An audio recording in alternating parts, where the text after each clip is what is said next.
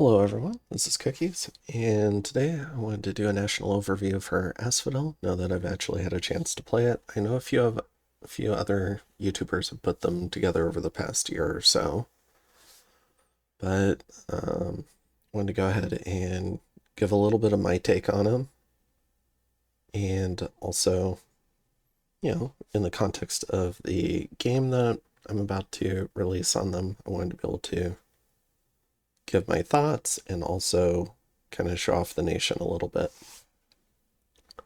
So Asphodel is a pop kill nation. It was somewhat infamous in Dominions 5 for being an extremely weak nation. Outside of maybe an early First War, where they could rely on Black Centaur, and then it seemed like they would tend to fall off. But they got a lot of buffs coming into Dom 6. So then they became kind of an S tier nation for a bit, and then they got some nerfs. And now I kind of want to put them right around maybe like A tier. They're still extremely nasty in a First War. They have a fair number of advantages for certain things, but as soon as Firestorm comes out, it gets difficult to field armies as Asphodel. Now, as a pop kill nation, they've got a pretty solid regular troop lineup. It's just you're almost never going to be able to afford any of it outside of the early game, or unless you prevent your Dominion spreading to a certain area. And that means there's probably a mid-game segment where you don't mind not having your Dominion spread, but as you head into the late game and you maybe have to start worrying about Purgatory, then you kind of don't want to have too much land that's not under your Dominion, because there's all sorts of other nasty stuff like Vengeful Waters people could throw up on you. I think there's a new Glamour Global where your stuff disappears, so eventually you are going to want to spread your Dominion to all your stuff, and that's going to crater your income and prevent you from recruiting a lot of this stuff. That said, you might get a few Centaur Warriors at some point. You'll recruit a fair number of Black Centaur, but eventually, when your capital gets down to 1,000 population, you'll be limited to 1 per turn of these. And you'll probably pick up a fair number of Harpies. Well, you might get some of these, but you'll generally want some of these for scouting. So at this point, so a lot of these troops you're not really going to get a lot of, but we can go through the troops and whatnot briefly. So Harpies here are interesting because they have 2 attacks. They have pretty shitty morale, but they're flying and stealthy. What's neat about Harpies is they provide a fast attack rear option, so they can help protect your armies from gym baits, and they can also help protect your armies from traps, say like a lone Firestorm mage or something. However, a lot of Firestorm mages are going to have Fire Shield or more HP. They might be Phoenix Pyre thugs as well, and Harpies aren't going to be able to help much with that, but they can help with sniping other stuff. So, a really nice unit. They do have some upkeep. It's going to cost you 1 gold per year to have 2 of these. And any decent raid will probably have 10-ish. What is nice is you can, with a Black Harpy, you can lead 10 of them. So you can have them led as like a stealthy flying component if you want to get around the map quickly. And I suppose you could potentially elf a bit with these, but I think you've got better options for elfing. In terms of the satyrs, they're not terrible troops. Again, I just don't think you're going to have the money to get them a lot of the time. Satyr sneaks are nice. They cause unrest. And they're stealthy 60, which is really cool. These satyrs are stealthy 40. They've got both of them. No, these do not have a javelin, but these do. And then we've got a spear and shield variety with a little bit better morale for maybe a base army, but I'm anticipating that you'll probably never get these. The only ones that you might get are maybe these guys. But honestly, I probably just wouldn't recruit any of them. I'd rather bank the money and spend it on mages. You also have a recruitable longbow and a recruitable shortbow. I can't think of a time where I would want the shortbow.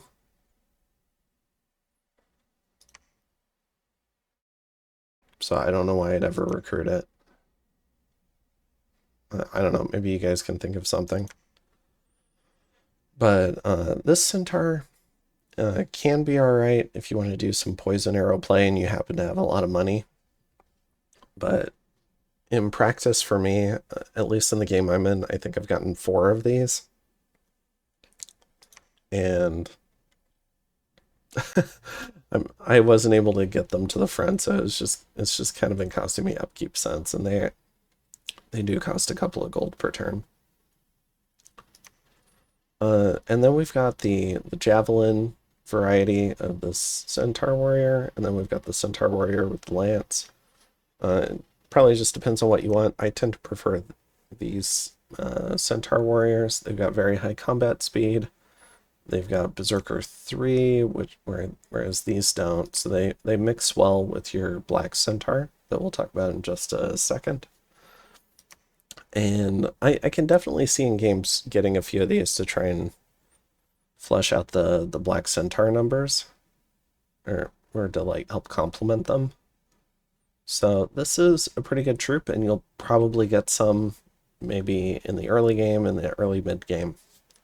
But even they'll fall off over time as pop kill takes effect, unless you're continuously expanding. If you're continuously expanding, you can look at all sorts of the normal troop lineup. In which case my favorites are maybe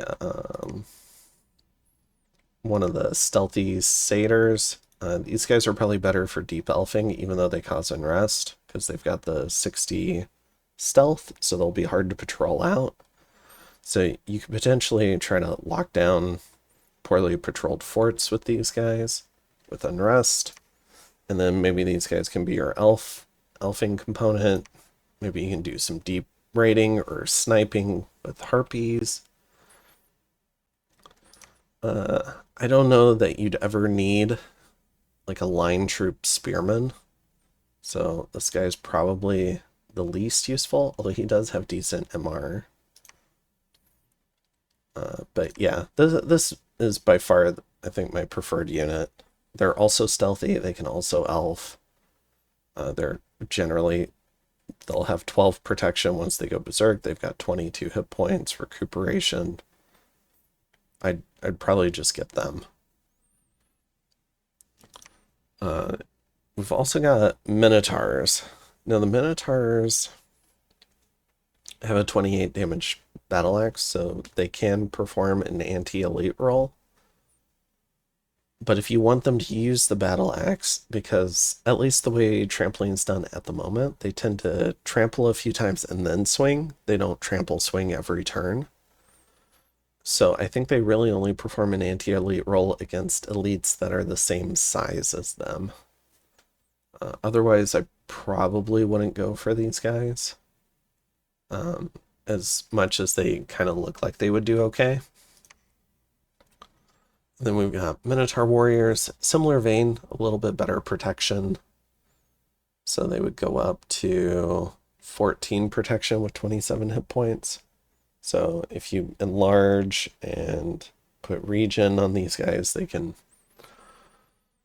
definitely kill some stuff, especially maybe with weapons of sharpness. And you can you can see how they fit into an anti-elite role, but you're going to pay a lot of gold for them. And gold is something Asphodel does not have a lot of.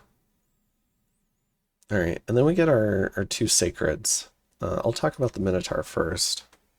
So this guy is similar to, I think, the Minotaur Warrior, in that he's also got 5 Berserk, 9 Protection. I think he's pretty much Minotaur Warrior with the Sacred tag, which costs an extra 20 gold. However, that comes with a lower upkeep price, and I do think on Asphodel upkeep matters. It, in some ways, maybe more than the initial purchase price. So knowing that you're only going to have to pay a little bit over 2 gold a turn for this guy, rather than, what's this, like 3 gold? Yeah, a little bit over 3 gold a turn for this guy. I think I would rather have these if I could. But your capital recruitment will rapidly deteriorate over the course of the game as you pop kill your capital. So I think at 1,000 pop you can either get, I think, 2 of these or 1 Black Centaur. Now, Asphodel as a nation, because they've got mannequins, pretty much all the thugs you're ever going to run into, or things that you would care about killing in terms of an elite role, are going to be things with fire shield. So unless you're fighting fire shields, or things with fire shields, I don't think you'll need too many Black Minotaurs, because mannequins will probably be able to kill it for you anyways.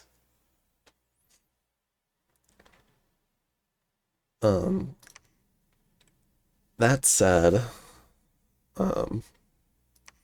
I personally have a strong preference for Black Centaur.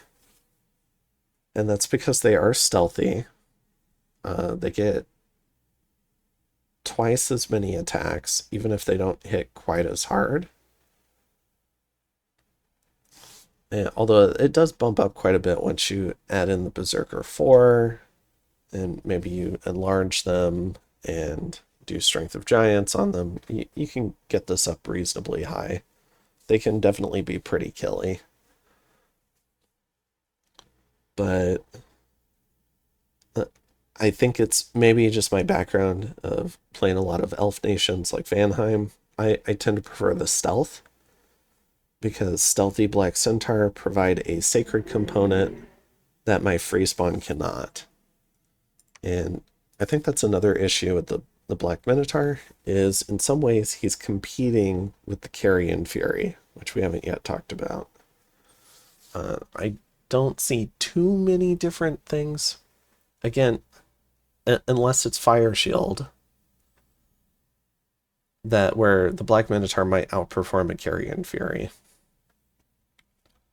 And so let's go ahead and you can also put fire resistance on your bless, and you probably almost have to. And so if you put fire resistance on your bless, then if you put 10, I think there's never any reason to recruit these guys, because the Carrion Fury will be able to withstand the fire shield for the most part, as he's hitting with sleep vines. So he's not going to burn himself up as quickly.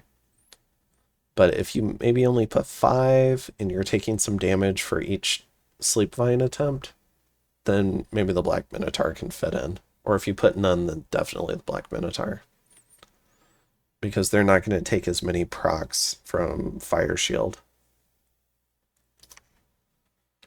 So we've talked about these units. Let's go ahead and talk about some more units. Those are commanders. Okay. So we've talked yeah, so the Black Centaur is just amazing. I think you can watch other national overviews to hear more about them. But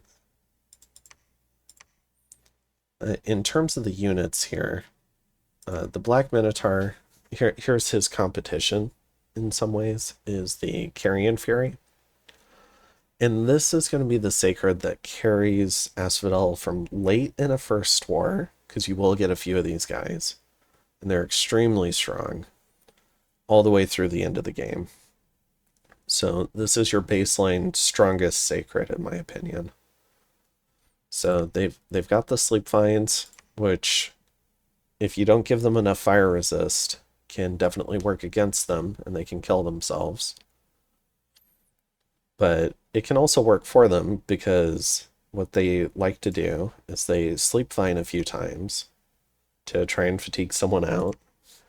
Then they skull club them, and if the skull club somehow does not kill them, for the incredible amount of damage it does, because they also have Berserker 5, and the sleep vines might actually proc the Berserker, especially on repel checks, if I understand that correctly, or on maybe like fire shield stuff.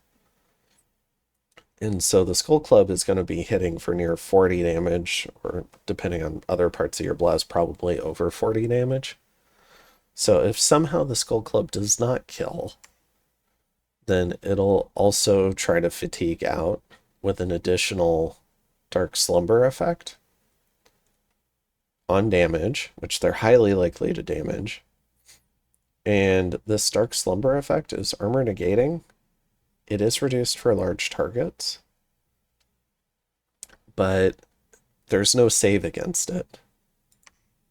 So if you happen to fail 2 of the MR checks on the sleep vines and then get hit with Dark Slumber, you're probably conked out. So the Skull Club is very scary. And then they follow it up with a Gore attack just to make sure and maybe still kill you, which also does a fair amount of damage. This will probably do close to 30 damage when all the different effects come in. Another nice feature about the Carrion Fury is they will always be using all of their attacks. They do not have Trampler, so they're not going to dive headlong into the enemy army, get surrounded and killed. And they're actually going to use all of their attacks as a front line, which is very strong. They've got recuperation as well, which is also really nice. They've got Spirit Sight. So if you're running into Jinn or something, these guys can help you kill them. So an extremely strong unit. And then we've got some other stuff. In terms of kind of national traits for the Carrion, you've got a couple of different kinds. You've got, I think almost all of them have a little bit of cold resist, but not that much. And I believe a lot of them have pierce resist. Of course, they don't need to eat. They're undead. They have the inanimate and magic being tags. Inanimate, I think, is mostly a good tag. There are some drawbacks to it. Magic being is typically a bad tag. For instance, if I pull up the mannequin here, yeah, you get the pierce resist, you get poor amphibian, you get a little bit of cold res, and you get a lot of poison resist for being undead. You get these 2 tags. Some of them are mindless, some aren't. And then everything on Asphodel has recuperation. So you can, any random unit you pull up, it's a little bit of a national trait. Their baseline roster has forest survival. They also feature a lot of berserkers. And so, but anyways, yeah, so that's the Carrion Fury. The other sacred that we should talk about, since we're going through the sacreds a bit, is the Sagittarian Carcass. He's got a Carrion Bow, which I think does something short bowish. I think it's similar stats to a short bow, but it is a magic weapon. Which, another thing to note about the Carrion Fury is they have a lot of magic attacks. So you probably don't have to take magic weapons on your bless, which is nice. The Carrion Bow has an additional effect where it does a Carrion Seed on hit. Doesn't have to damage, just on hit. And that Carrion Seed will, if you kill the unit during that battle, it'll turn into a mannequin under your control. and the mannequin it turns into will be somewhat based on its size and maybe what it is. I can try to pull up some of that in a little bit. They've also got a vine whip, which does an entanglement, which is pretty cool, in addition to their sleep vines. And they've got a hoof attack. So that they're no slouches in melee either, but ideally you win the battle before they go into melee. So you've got their 12 shots. Hopefully you win the battle before they charge in too hard. And they do have pretty high combat speed. They'll get in there. Let's see. So those are the sacreds a bit. Let's go ahead and talk about the mannequins. So this is your base free spawn. They're pretty nice. They're mindless. They've got all the tags that we've talked about. They've also got spirit sight, so they make pretty good patrollers. Even if it's a little bit reduced, but you're going to have a lot of these guys, so you will do a pretty good job patrolling, and you'll catch all sorts of scouts. Their main thing is they harass enemies down with their sleep vines because it does 3 attacks. So even a few mannequins will rapidly harass down just about anything. And then their low attack claws can come in and score the kill. In addition, the sleep vines will also fatigue enemies.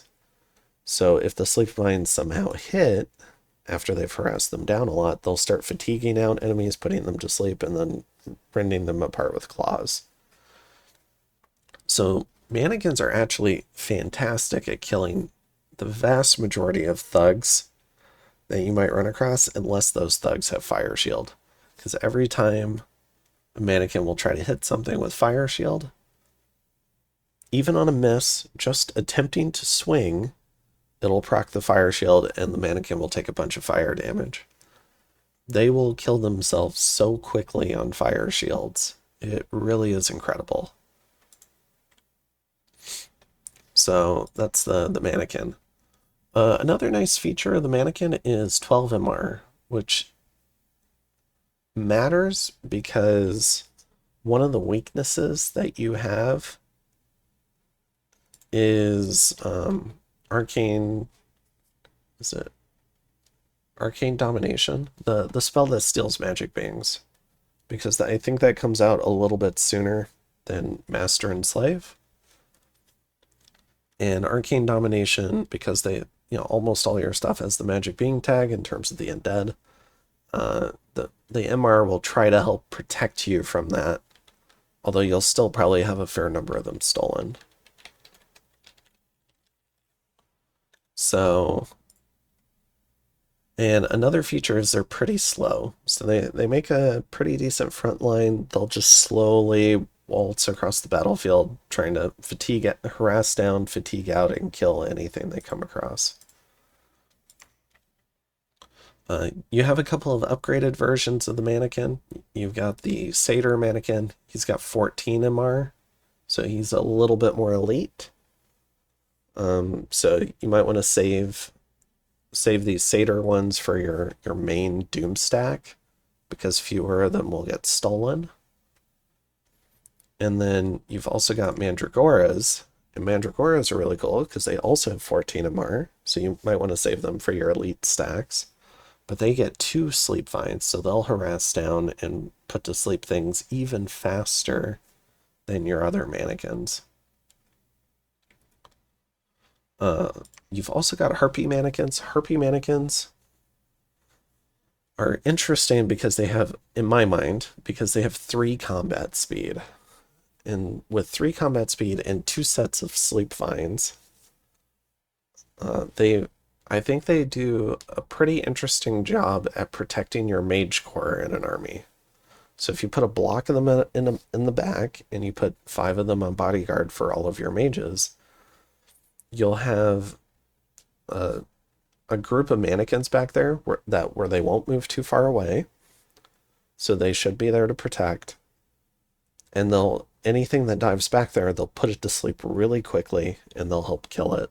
Now they only have 4 attack, so they really are relying on a tremendous amount of harassment or on putting things to sleep, but they can kind of throw up softballs in terms of, maybe sleepy griffins for your mages to kill when they get around to it. So I like the Harpy Mannequin. I like putting it in the back of the army. They still have 20 map move like all your other Carrion.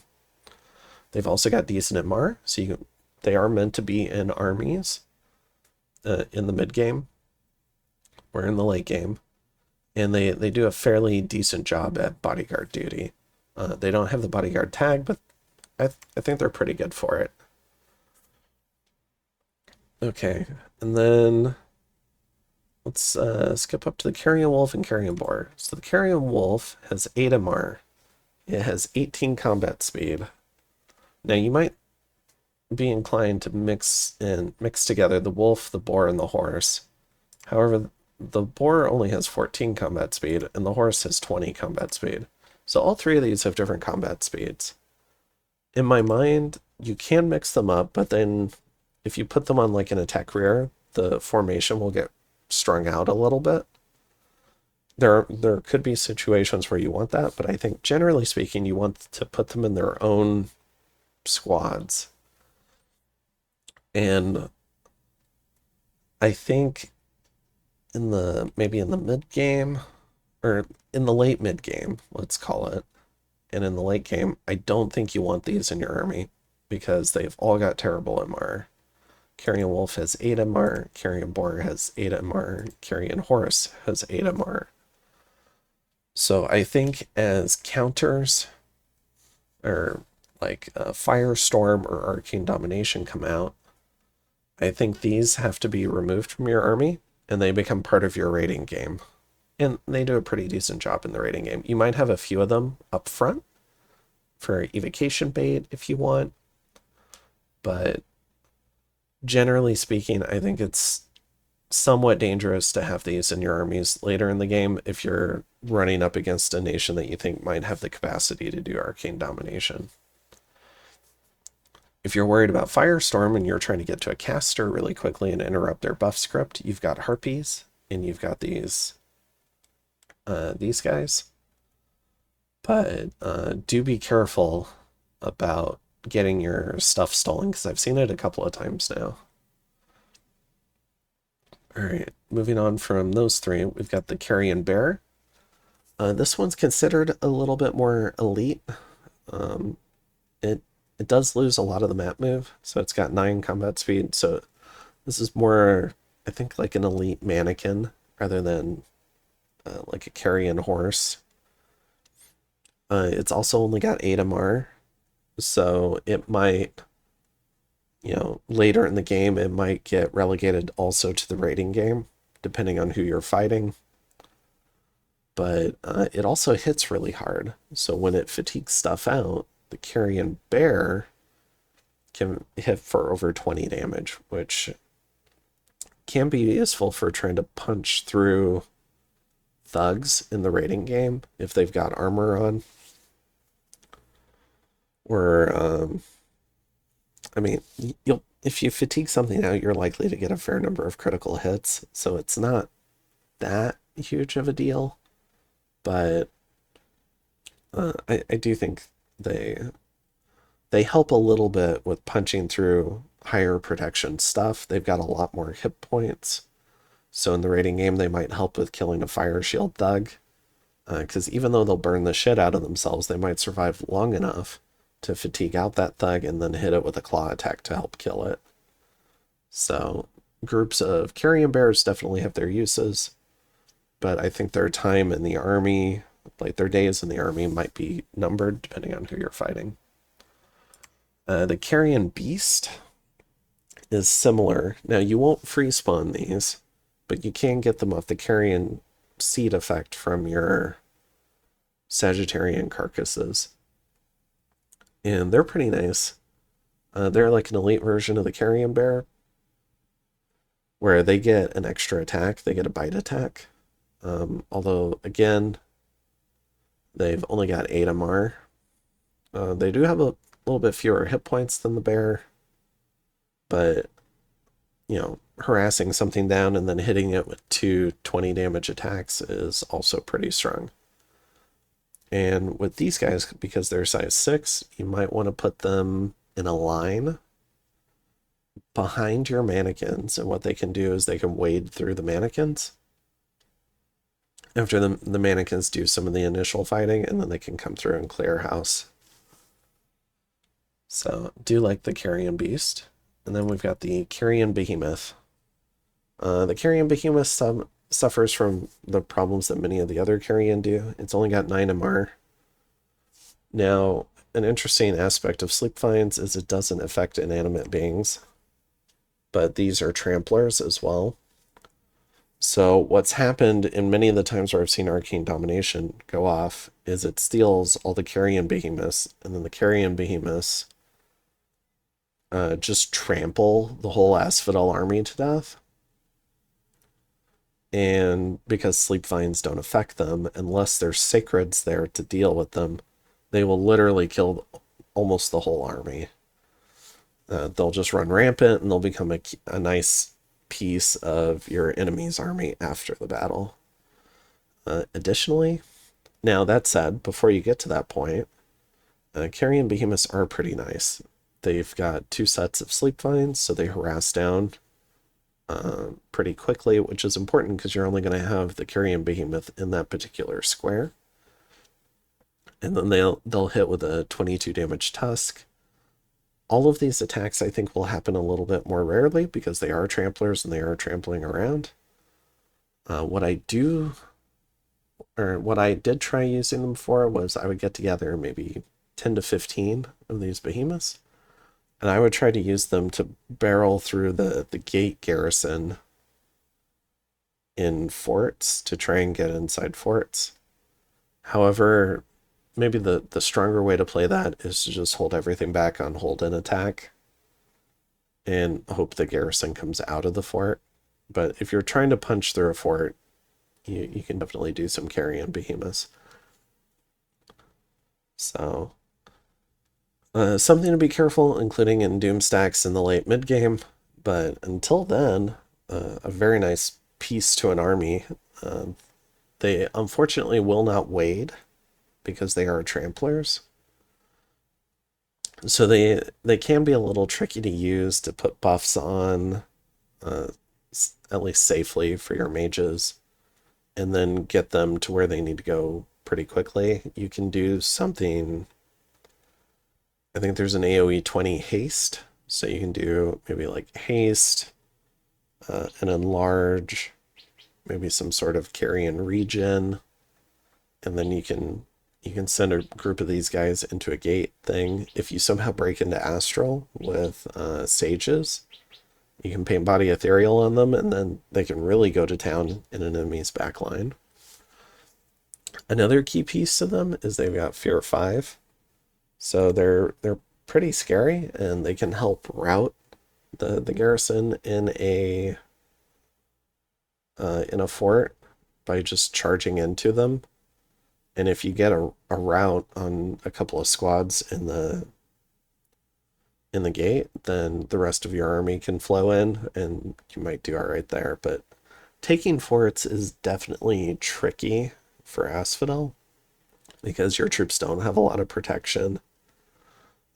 You're not always going to win the ranged war unless you happen to have a lot of Sagittarian carcasses, or you've recruited your centaur and spent a bunch of gold on them.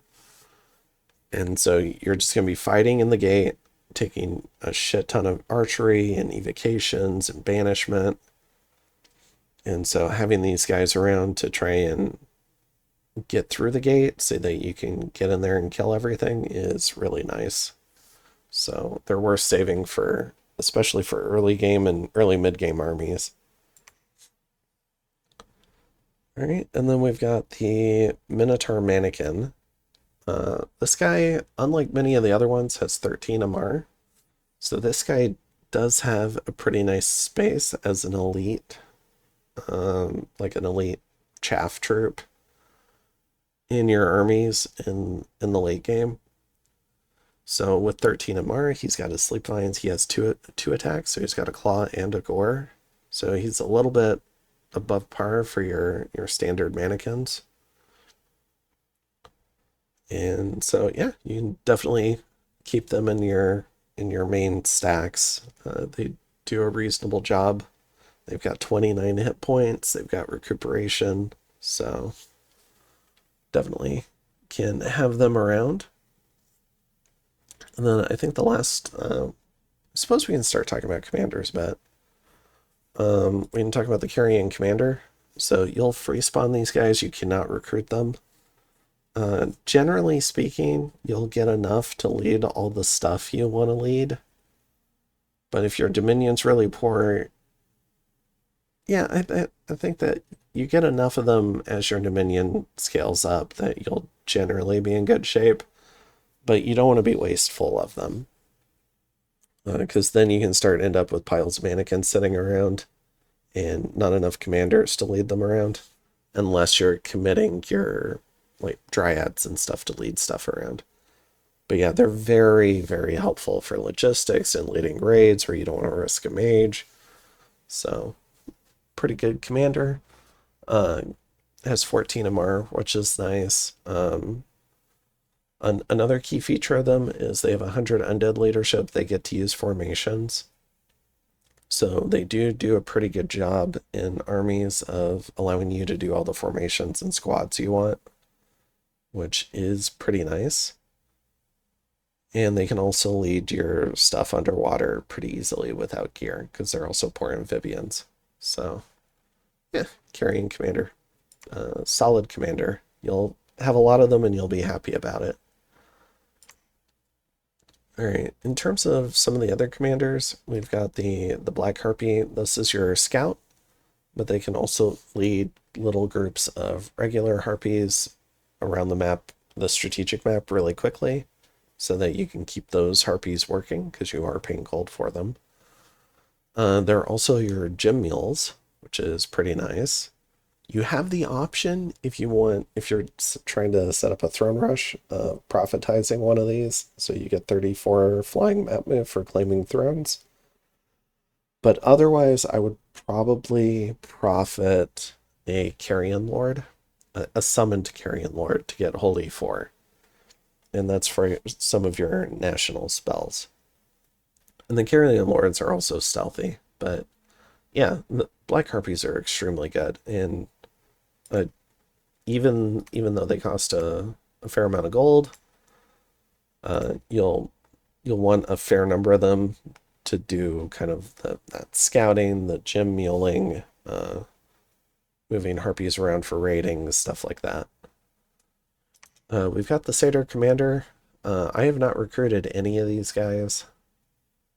They have okay map move. They've got forest survival. They're stealthy. You've just got all that covered by other commanders. So generally speaking, I haven't really wanted to recruit them. If you're doing some low Dominion build, or you haven't spread your Dominion to maybe a certain amount of land, maybe these guys fit in more because you might want them to lead Scales troops. But generally, the way I've played Asphodel in my game, I don't think I've recruited any of these guys. The Minotaur Lord, unfortunately, so he could be a bit of a recruitable thug, like an army thug, and you can put some gear on him. He can serve that role. He's also pretty expensive at 76 gold per turn. Or not per turn, per year.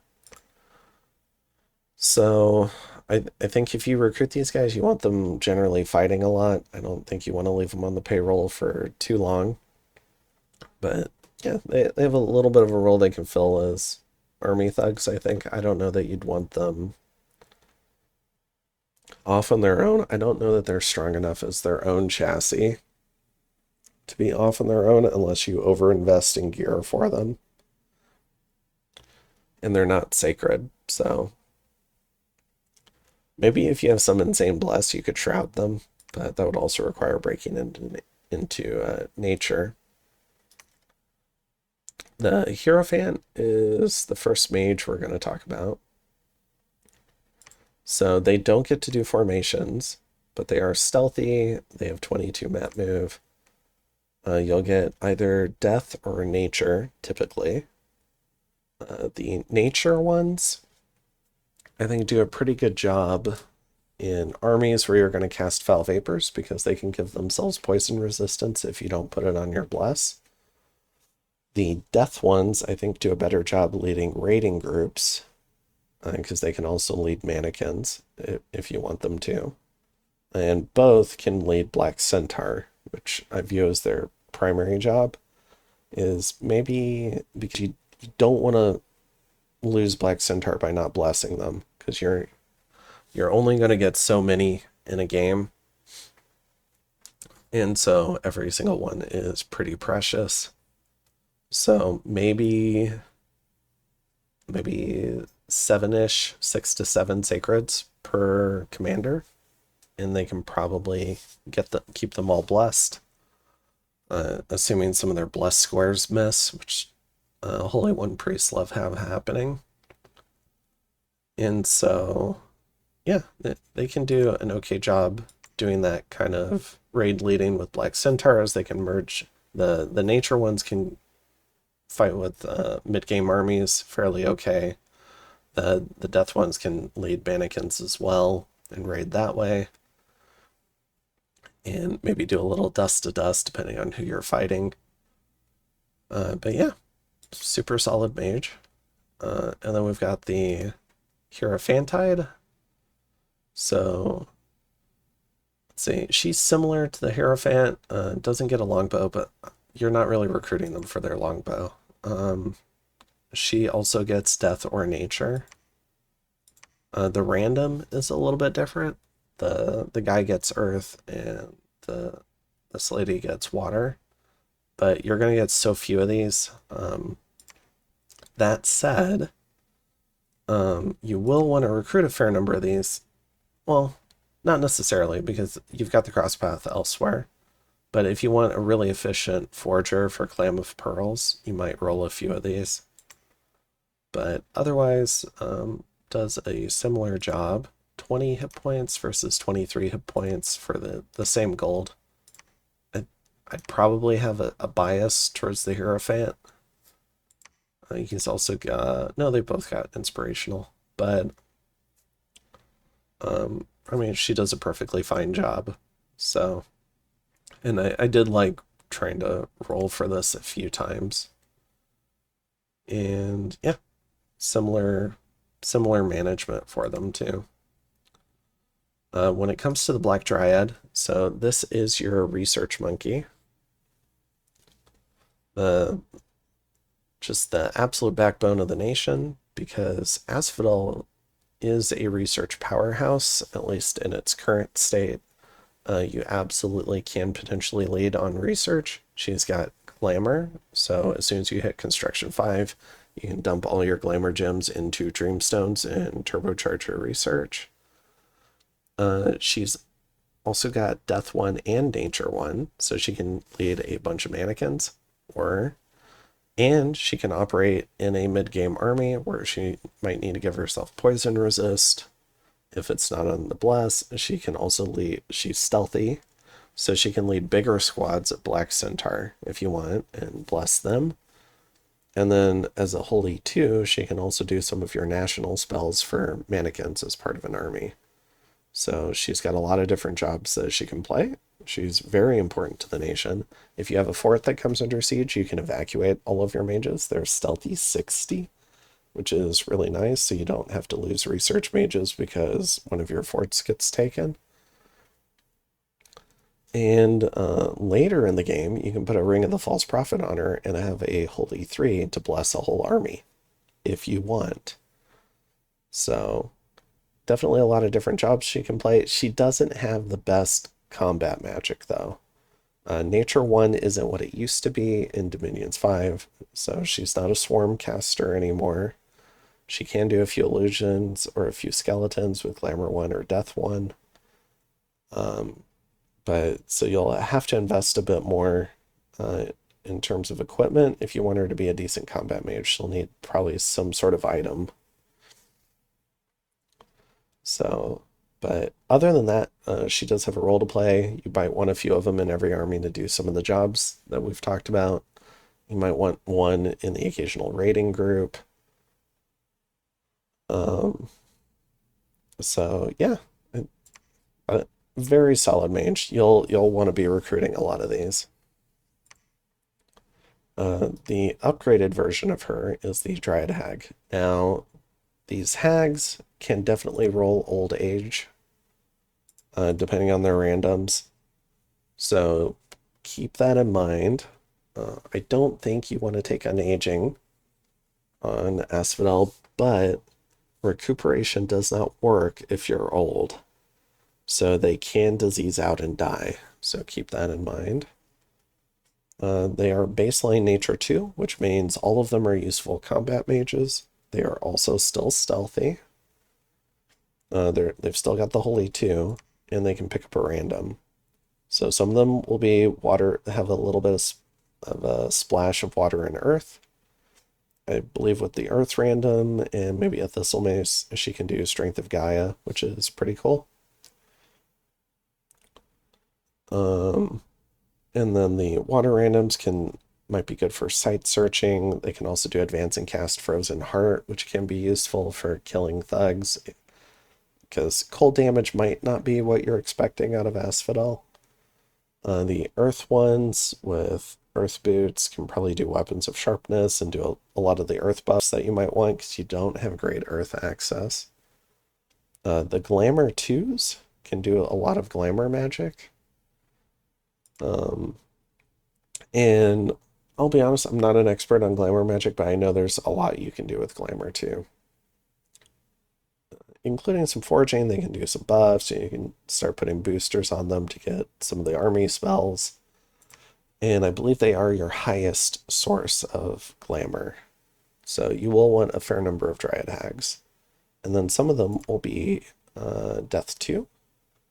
And the Death 2 ones can do Long Dead to mix in with your mannequins. Your mannequins really do struggle with Long Dead because their sleep finds don't work on them, so they have to harass them down to be able to kill them. Whereas Long Dead will have almost every attack like kill or severely hurt a mannequin. So being able to have some counter Long Dead in a raiding group can be nice. You can twice spawn these. And what's neat about twice spawning them is the holy paths will carry over. And so they can also do reanimation for you after they've been twice spawned. So it's another way to get commanders that can help with reanimation and increasing your numbers and maybe getting some quality reanimations. They're holy too, so they preach a lot harder. So Black Dryad, you'd probably use a Black Dryad for preaching to put Dominion where you want, but Dryad Hags can do that too. But yeah, generally speaking, these are your army combat mages, is how I would view these, because they are a lot more expensive, but they're also a fair bit better. So you'll probably want these in your armies. Also with the Thistle Mace, the water randoms, I believe, can also function as Foul Vapors casters. So the water randoms will be somewhat special, I think, throughout the game. Besides just doing sight searching, also being able to do Foul Vapors. Hopefully I'm not forgetting too much here. But yeah, tremendous mages, and yeah, in some ways they're a twice-born form because you might roll an extra death path as well, and because you get to reanimate, it can have its uses even compared to a twice-born Carrion Lord, where you don't get the Holy 3 when you twice-born a Panic Apostate. And speaking of the Panic Apostate, this is your recruit everywhere big mage, which is pretty nice, although you'll probably rarely have the goal to recruit too many of these at once. But at least you can get them where you want them, which is nice. They're also stealthy. They've got Death 2 and Nature 3, so they're always useful combat mages. They're especially good in armies. So the Death 3 ones with the Skull Staff can do Rigor Mortis, they can do Darkness, there's a lot you can do with them. You can also, if you get a Death 3 and give it a Skull Staff and empower it in air, or you don't even, you just need a Death 3 and empower it in air, you can do Winds of Death, which is really nice.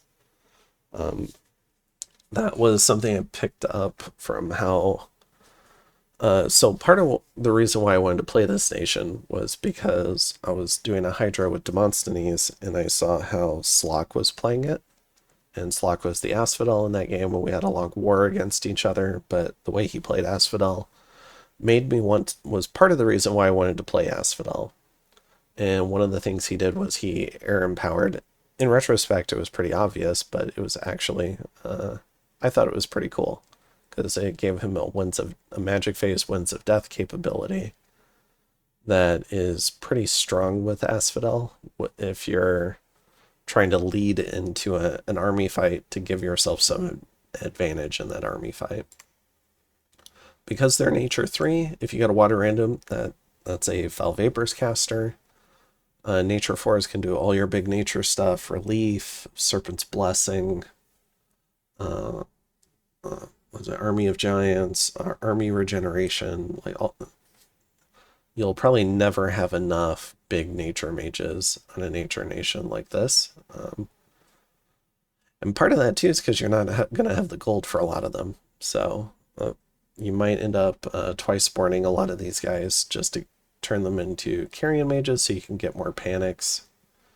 The earth ones can do some of the same earth stuff, except with a few more hit points that your Dryad Hags can do. The earth ones might also make decent army thugs or solo thugs, because they'll be able to do Iron Skin and Temper Flesh. So the earth ones might make better thugs. The water ones are Foul Vapors. Nature ones are big army casters, and death ones can also be big army casters. Later in the game, your big nature panics can do Awakened Forests. I forget the paths that you need for Awakened Forests. Let me check really quick.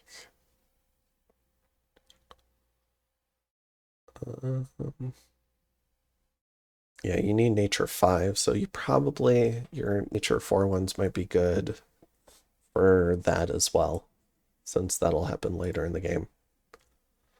Additionally, in the late game, these guys do make decent Lich candidates. Unfortunately, because they are size 4, and I tested it even within large items, you can't get beyond the base size 3 Lich form. It would be kind of cool if Elwinter added a mannequin style Lich form, or maybe like a larger panic form, like a custom form for Asphodel. But right now you just get a basic Lich form. But, you know, big nature and death Liches definitely have their uses. Alright. That's those commanders, and then we've got a few more commanders. So the Carrion Centaur, you can summon these, I believe, for 8 nature gems. And these are your basic reanimators. I don't believe they can reanimate if a fort is under siege, so you might want to scatter them around over a few forts, but you also want to protect them. You don't want them getting killed, because it's they do represent free troops every single turn. So I would just keep these in forts and keep them reanimating. The Carrion Lady, you can summon these if you want. I think my preferred way to get a Carrion Lady is by twice spawning a Dryad Hag. And then killing off the Dryad Hag, because then they'll turn into a Carrion Lady and they'll have a little bit better magic doing it that way. The Carrion Lord, if you're gonna spend a bunch of nature gems summoning something, you probably want to get a Carrion Lord. The Carrion Lord is Holy 3. So you can bless a whole army, because you might have a lot of sacreds in there between Sagittarian Carcasses, Carrion Furies, um, Black Centaur. You got different mages in there. So Divine Blessing is pretty important to your armies. Also, you have some national spells that I can probably dive into a little bit later. I haven't made great use of them, but they are good. And yeah, and so beyond the Holy Three, you also get, I believe, the same paths as a Panic Apostate. Now, if you twice born a Panic Apostate, because you're going to carry over their paths, the Panic Apostate is not sacred, and it's not Holy Three. So you're not going to get that sort of Holy Three reanimation during downtime that you would with a summoned Carrion Lord, and you will want to summon at least one of these, because if you make one your prophet, you'll have Holy 4, and you do have a national Holy 4 spell. So yeah, you'll probably get at least a few of these guys. Twice Born Panics is another way to get them, but they'll be coming with whatever paths they have, and they won't gain the Holy 3. So you will want to summon a couple of these just to bless your armies, maybe more efficiently than using a bunch of dryads. And for your national spells and for claiming thrones, and they're stealthy, they make decent SCs because they've got 53 hit points, high MR. There's a lot of different uses for a Carrion Lord. And they also come with Fear 5, which is nice. Okay, so that was a lot of different troops to go through. And mages. There's also a couple of heroes. Let's see. We've got the Etten Mandragora. Now the Etten Mandragora is a really fun SC chassis that you can gear out to the nines. It has a ton of different slots. It has decent MR, over 100 hit points, a whole bunch of Hateful Vine attacks. You can kit this guy out to the nines and just have a really fun SC. He also provides growth power, so you can have him sit somewhere if you want to try and turn it into a forest. But yeah, I mean, this guy is pretty fun. And yeah, I'd just say use your imagination, and you can definitely do some fun stuff with this guy. And during his downtime, he can also reanimate. And then we've got the Apostolic Warrior. So he's a Holy 3. He's a little bit weaker Panic, because I guess he's a young Pan. And but what's interesting about him is he's also an assassin. So in that Shiniyama series over on Lucid's channel, this guy has showed up in a couple of different fights and cast Howl. Now, I think the Howl part might have been patched, so you can't cast it inside of a tavern. But we had a tremendous number of wolves just come out of the walls and kill our mages, so he was pretty oppressive that way. You can also do Creeping Doom with him. You can do... I mean, there's a lot of different stuff you can do with him, because he is a decent nature mage. So, yeah, pretty fun assassin that you can mix in. He does have Berserker 5, so he can be triggered a bit. But with a Ring of Returning, definitely a pretty nasty assassin. And he can also send in an army and bless it. So he's got a couple of different roles. And yeah. So, and then I think our game might have worthy heroes, or maybe it's not showing up in here, but yeah, maybe it's just not showing up. But another hero you can get is Karya, the Grieving Dryad. And she is a Water 1, Earth 1, Death 2, Nature 3. No, I think I'm not thinking of, because this is,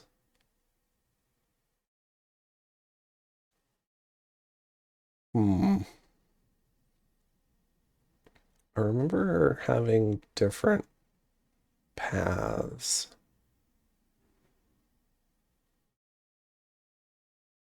Interesting.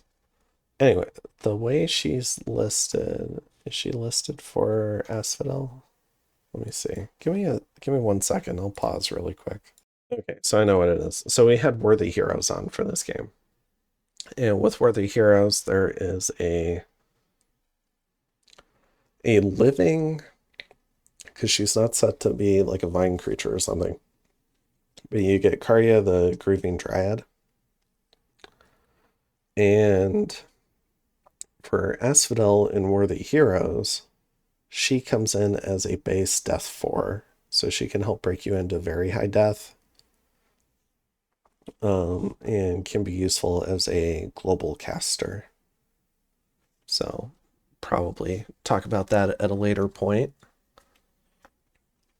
But don't want to focus too much on Worthy Heroes for just a sort of basic national overview. But that is a very nice hero to get. Because she comes in with that death 4 and she's living. So if you twice born her, she might get a bonus death path, or she makes a great lich candidate where she would become death 5. Another, yeah, good for globals, also stealthy, I believe. But yeah, just a very great all around mage. Has some other paths as well. A few other things I guess we should talk about with Asphodel is you'll want to be taking growth and magic, and that's to help your mannequins. It'll give you more mannequins, and it will also give you better mannequins if you take magic. Temples will give you a steady flow of mannequins throughout the game, and which you should be able to get a gist of by watching the game as I play it. And then I will say there is a very strong number of mannequins that get generated as you pop kill down a province. That's a little bit of a one-time thing because you pop kill fairly quickly, but as you pop kill down a province, you do get a whole bunch of mannequins. Let's see, and I think they're most likely to be just generic mannequins. All right. I think we've talked about a lot of this here. Dominion does get some base increases to allow you to take more growth and more magic. You'll want high growth. High growth will also let you turn things into forests, and the forests let you get cheaper temples, which also you get a number of nature gems equal to your dominion strength from temples, which is pretty nice. I think it caps out at that or something. I can log into one of my games and check really quick. And then, being able to lab a forest to grow a fort is also really nice. Let me see if I can pull up their national spells and transition this over to the mod inspector. Maybe that would be best. All right, so I'm back. Rather than pull it up on the inspector, I thought it'd be a little bit more fun to just show. So what I've got here is high dominion in open provinces. You can see it's pop killed a little bit. It's turn 15, so it's not too crazy, but I've been preaching here. As part of that pop kill, we did get a certain number of mannequins, a few mandragoras mixed in. And you can see how consistent it is from the pop kill effect. Whereas if you have a forest, or I guess a temple with magic scales and growth scales, the temple is believe it gives you a little bit more unique stuff. And so you can see the whole kind of like medley here from turn 15. So we've got a whole bunch of mannequins, about 90 mannequins. We've got a few mandragoras. We've got a squad of sacreds. And I mean, these Carrion Furies would be pretty intimidating for a lot of people. They're very scary. We also get a fair number of these kind of like light cavalry is kind of how I think of them. They do die in droves, but they accomplish the goal of running quickly around flanks. You know, we've got some of the horses too. The horses have a little bit more hit points. And we've got some of the higher quality satyr mannequins. We've got a few of these Sagittarian carcasses. I think you get more of these in Magic 1 and maybe more of these in Magic 2, but I haven't done any sort of study on that. That just seems to be what I've encountered, at least for my game. And then we've got a few of the other stuff, like the high quality Minotaurs. We've got some of the Carrion Ogres, and then a bunch of these Harpy mannequins. So that's kind of showing off that. This is your starting army. It's pretty bad. You'll be lucky to get, I think, 2 provinces out of it, backing it up with some Centaur. Let's see. So this guy is interesting. So we've profited a Carrion Lord, and this is a summoned one. So he came in as Holy 3. What that lets us do, and I guess you've got a few different spells. You've got Vengeful Vines, which adds a Carrion Seed, does 10 armor negating poison, and this is just an extra effect of Vengeful Vines. It's not on hit, not on damage, it just does it. It adds the Carrion Seed, which is really nice. And I forget if this Carrion Seed sticks around after the battle. I think it might, where it'll disease and kill off the unit, but we can test that. Any of your Black Dryads can cast this. It's just Nature 1, Death 1. You know, you get this additional poison damage effect. It does an entanglement. So pretty cool. And it's AoE 1, so it can affect a few different units. So here's the holy spell. So we've got Quick Roots. So this is quickness for mannequins. And it's AoE 1 plus. So all your dryads, because they're holy 2, they get AoE 2 with this, which is pretty neat.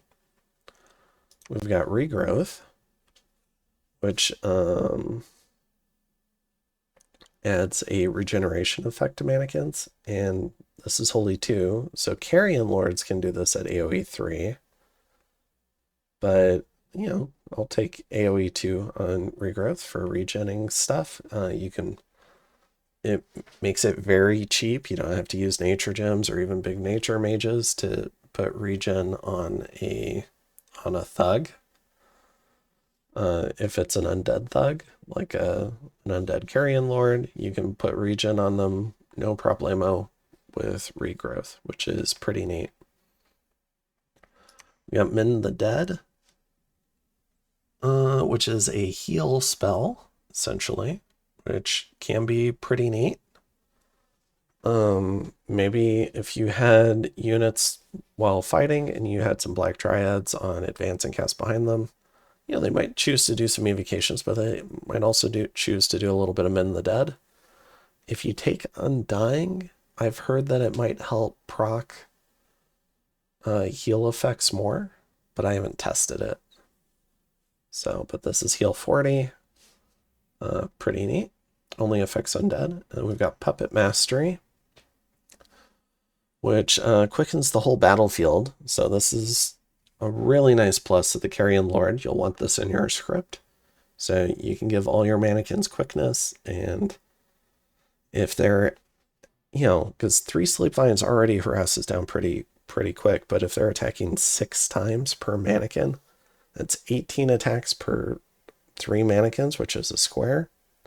They will harass down and put to sleep so many things so quickly. And you get to back it up. They get 2 claw attacks to try and swing through and kill those units. So very strong. It is MR negates. And mannequins do have high MR, so it won't trigger on all of them. So ideally, you might cast it a few times. And that could muck up some of your formations. So maybe you do your big spells, and then you do a bunch of repeat casts of Puppet Mastery. You know, something to consider. And then we've got Carrion Growth, which is regen over the whole battlefield. This is MR negates easily. So it's not going to affect your mannequins very often. You'll have to cast it a lot to get it to affect mannequins, but earlier in the game, or at least somewhat earlier in the game, if you can get this on a Carrion Lord Prophet, and we're still at the point in the game where the low MR Carrion are useful, you can stash your Carrion Bears, your Carrion Behemoths, your all your Wolves, Boars, like all those low MR Carrion. And if you cast this, you can put regen on them. You can have another Carrion Lord maybe put a bunch of quickness, and they will probably shred an army. So the window for that might be a little tight because you do have to summon a couple of them, and you've got some constraints where you're trying to grow fortresses early in the game too. But if you can get that set up maybe around, I don't know, let's call it like turn 25 or turn 30, that would be really cool. So that can definitely help with an army in maybe carrying that army to victory, and then later on your armies can swap in the higher MR stuff. But yeah, it's pretty cool. And then I forget, do we have any more? Okay. So that's kind of showing off some of those national spells. Let's see. What do I talk about next? Oh, growing forts. Unfortunately, this did not spawn any forests on it. So I might have to clock through a few turns, so let me go ahead and do that. However, before I do that, I guess this showed off kind of like the reanimation rates through 15 turns on your cap with high Dominion. I think other channels, I think Lucid's even done a couple of videos on the various reanimation rates. Also really quick, we get 1 nature gem per month from having a temple here. The nature gems per month caps, I believe, at Dominion strength. So taking high Dominion will let you get more nature gems from your temples, which definitely can help your scaling. Yeah, let me run through a few turns really quick. Okay, well, I ran through a few turns. I haven't gotten lucky yet, but I did remember that we can maybe do some testing. And also, I want to make a quick note that if you're playing Asphodel in a Disciples game, you have the option of running them as the Disciple, which will remove the pop kill and the free spawn, but you still get to do all the summons. So that can be a powerful way to run Asphodel as a Scales nation with the option of doing a bunch of nature summons to get those mannequins and those Carrion Furies. And I believe if you run them potentially as the Pretender in Disciples, you might, because I'm pretty sure with Airmore, you can let your Disciples also free spawn, but they'll also pop kill. But you could also potentially do that with someone else if you've got some weird build you want to do with that. But I think the more fun, stronger play is being able to use all the Scales troops in Disciples and having the option to get a bunch of the summons, doing twice spawn and whatnot, and getting a bunch of mannequins that way. But yeah, let's do a little bit of army testing here. So I've pulled in Marignon for this particular thing because I've given them a fire shield bless. So I wanted to show,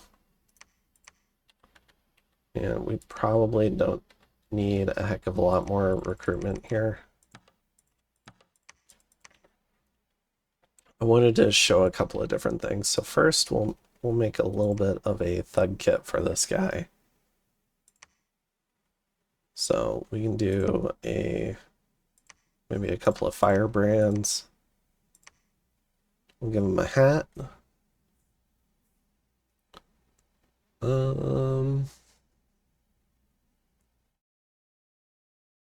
Maybe morale, because he'll be getting hit a lot. Maybe some regen. Let's just say you broke into blood on M.A. Marignon. It's not necessarily easy to do, but you could probably get enough to do like a bloodstone armor or something. And then a couple of miscellaneous items. We'll do like a pretty bougie thug example. Like MR. And maybe some more regen. All right. So let's go ahead and roll that turn. Okay. Oh, it was, I don't know, maybe it was this guy. All right. So we've given this guy a kit. And I think it's a pretty fun kit. We could make a barding for him. I play heavy cavalry nations so rarely. I normally don't think about bardings. Maybe there's an MR barding. That looks like an artifact, though.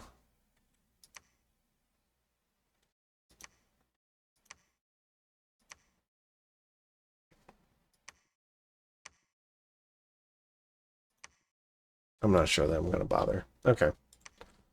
So let's go ahead and send these two guys.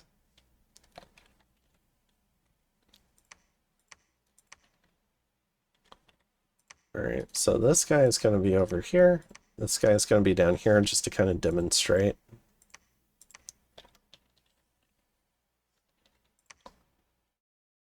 Okay, actually, we can maybe move them up just a little bit. Okay. And then what we're going to do with Asphodel is show just how strong Fire Shield is against mannequins. So let me go ahead and get a couple of carrion commanders. We'll throw some mannequins onto them.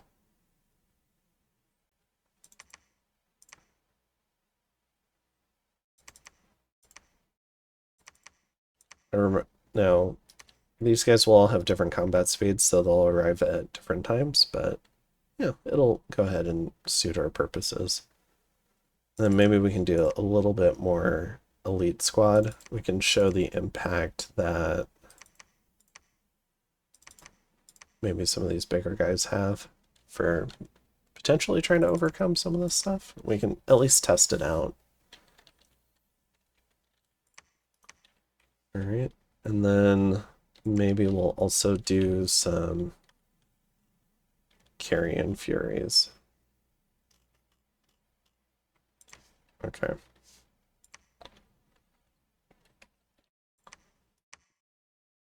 So what we'll do here is, whoops,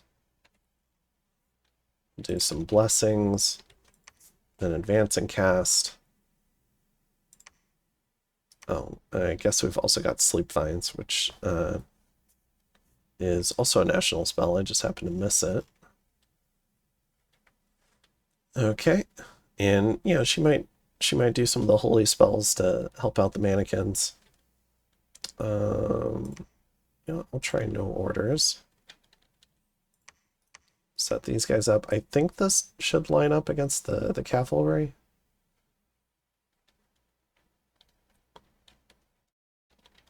And we'll put these guys down here, but further behind. Okay. And we'll do maybe like hold and attack for these.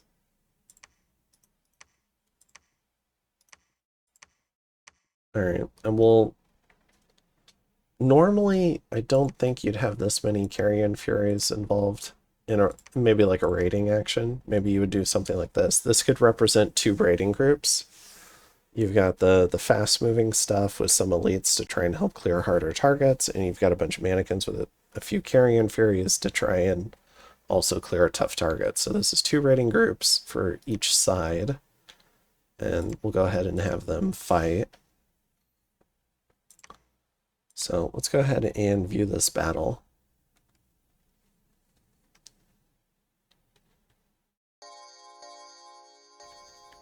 Yeah, so we've got a fire shield bless on these guys. We've also got shock weapons and flaming weapons, so a whole bunch of fire damage. And they'll also stun to try and protect themselves.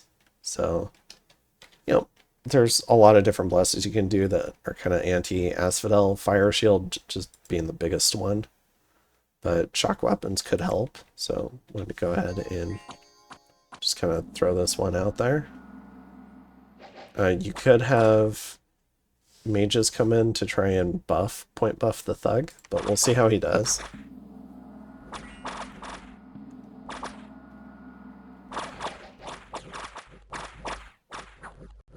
And just to kind of show, every time they miss, the fire shield effect triggers, and so they're taking tons and tons of damage just for missing. So I kind of wanted to show that off, because it's very strong.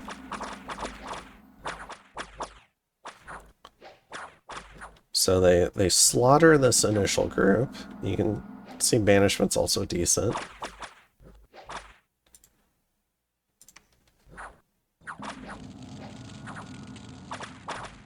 Alright, and now we've got the Carrion Furies. And you can see the effect that they have as kind of like an anti-elite role, or anti-sacred. So, the bless I'm using here, I think, is the bless that Slock used in the Shinyama game. I just kind of wanted to show it off.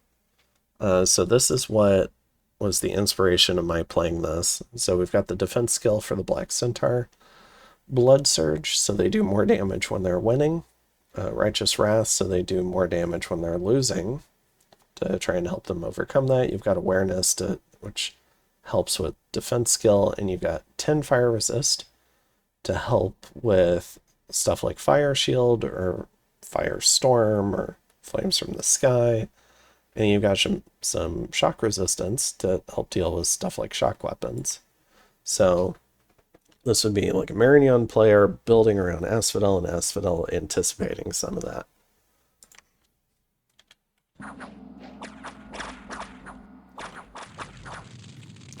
So you can see this small group of Carrion Furies. While the mannequins are busy getting slaughtered, they're coming in and helping deal with the elites. So for instance, yeah, so the Carrion Fury, we've got a Sleep Vine, so which happens to land. And then we've got another Sleep Vine. Then we've got another Sleep Vine. And then we've got the Gore attack. We've got the Skull Club here. So just all those different attacks really coming in. Additionally, we've got this lady back here doing Venomous Death, which is a higher end poison or nature death spell, which I believe does something like 25 or 35 poison damage. I think looks like 25. Also blood poisoning. So there's different ways to apply poison to elites like knights using dryads. And so they do make fairly decent advancing cast mages for providing a little bit of help dealing with tougher targets. Because when you're building a thug to fight Asphodel, when you're thinking of the mannequins, you might want to add more MR, because these Sleep Vines do an MR check. You might be thinking about adding a fire shield so they kill themselves. But then you've also got to start thinking about, well, how am I going to survive a Carrion Fury? Because they are absolute monsters in combat. So this guy's Skull Club is doing 40. or just about 40. And I mean, that's its own problem. They have a lot of hit points, they have 14 protection. They might get a bunch of point buffing or army buffing to make them even more difficult to deal with. So that could also be an issue. And if you're having to think about all that, and then you've also got to think about some mage coming in, not just doing a little bit of poison damage, like maybe you took 5 or 10 to help protect from foul vapors, but if they still cast it, because they only have so many different spells they can choose, if they still choose to do venomous poison, you're still going to take a shit kicking from poison damage. Now, they're probably less likely to cast it if there's 10 poison resist, even though it goes way beyond that for some reason. But if you've only got 5, they might still cast it a fair amount, and you'll suffer a lot of poison damage. And there's, they've got some different options too. Like later in the game, Disintegrate could come out from Death 2s. You've got, Glamour. Like, you might have to deal with false damage, and the false damage isn't going to affect the mindless, like the mannequins. So just a lot of different. Asphodel does a great job of presenting a fair number of different threat vectors that can be hard to deal with on an individual thug. So, all right, now we've got the more elite mannequins coming in. A lot of these knights are pretty tired. They're getting booped around by the Carrion Behemoth.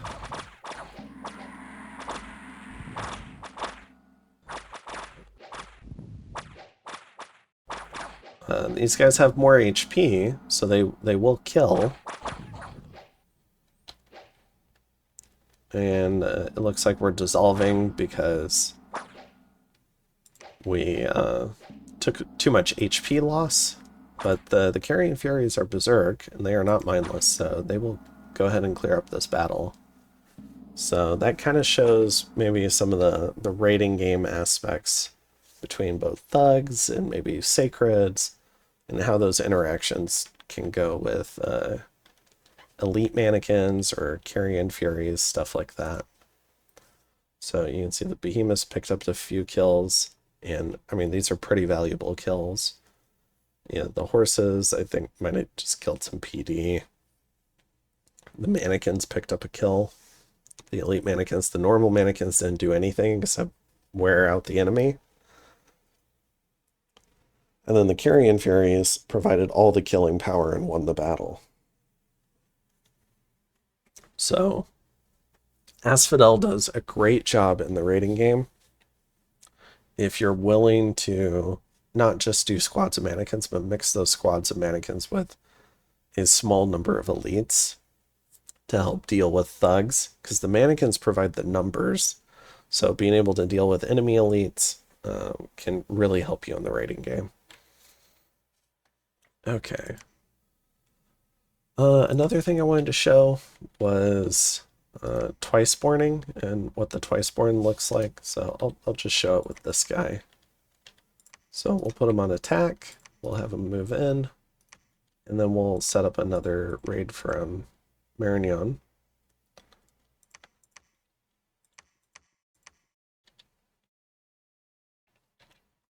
Okay.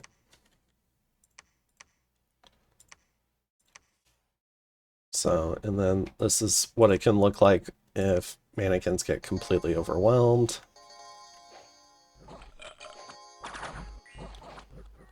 And it becomes an absolute stomp.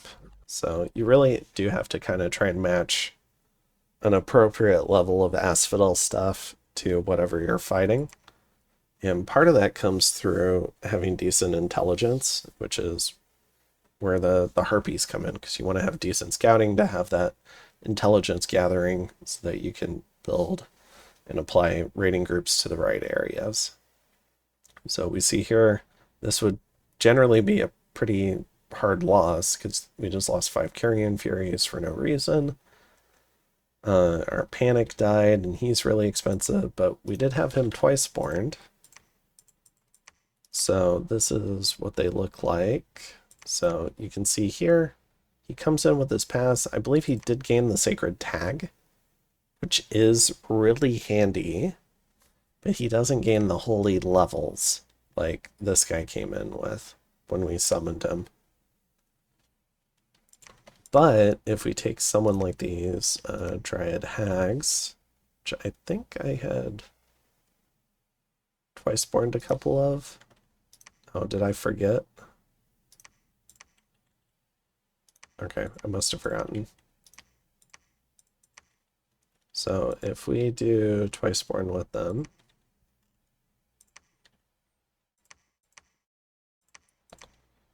okay, and then we kill them off.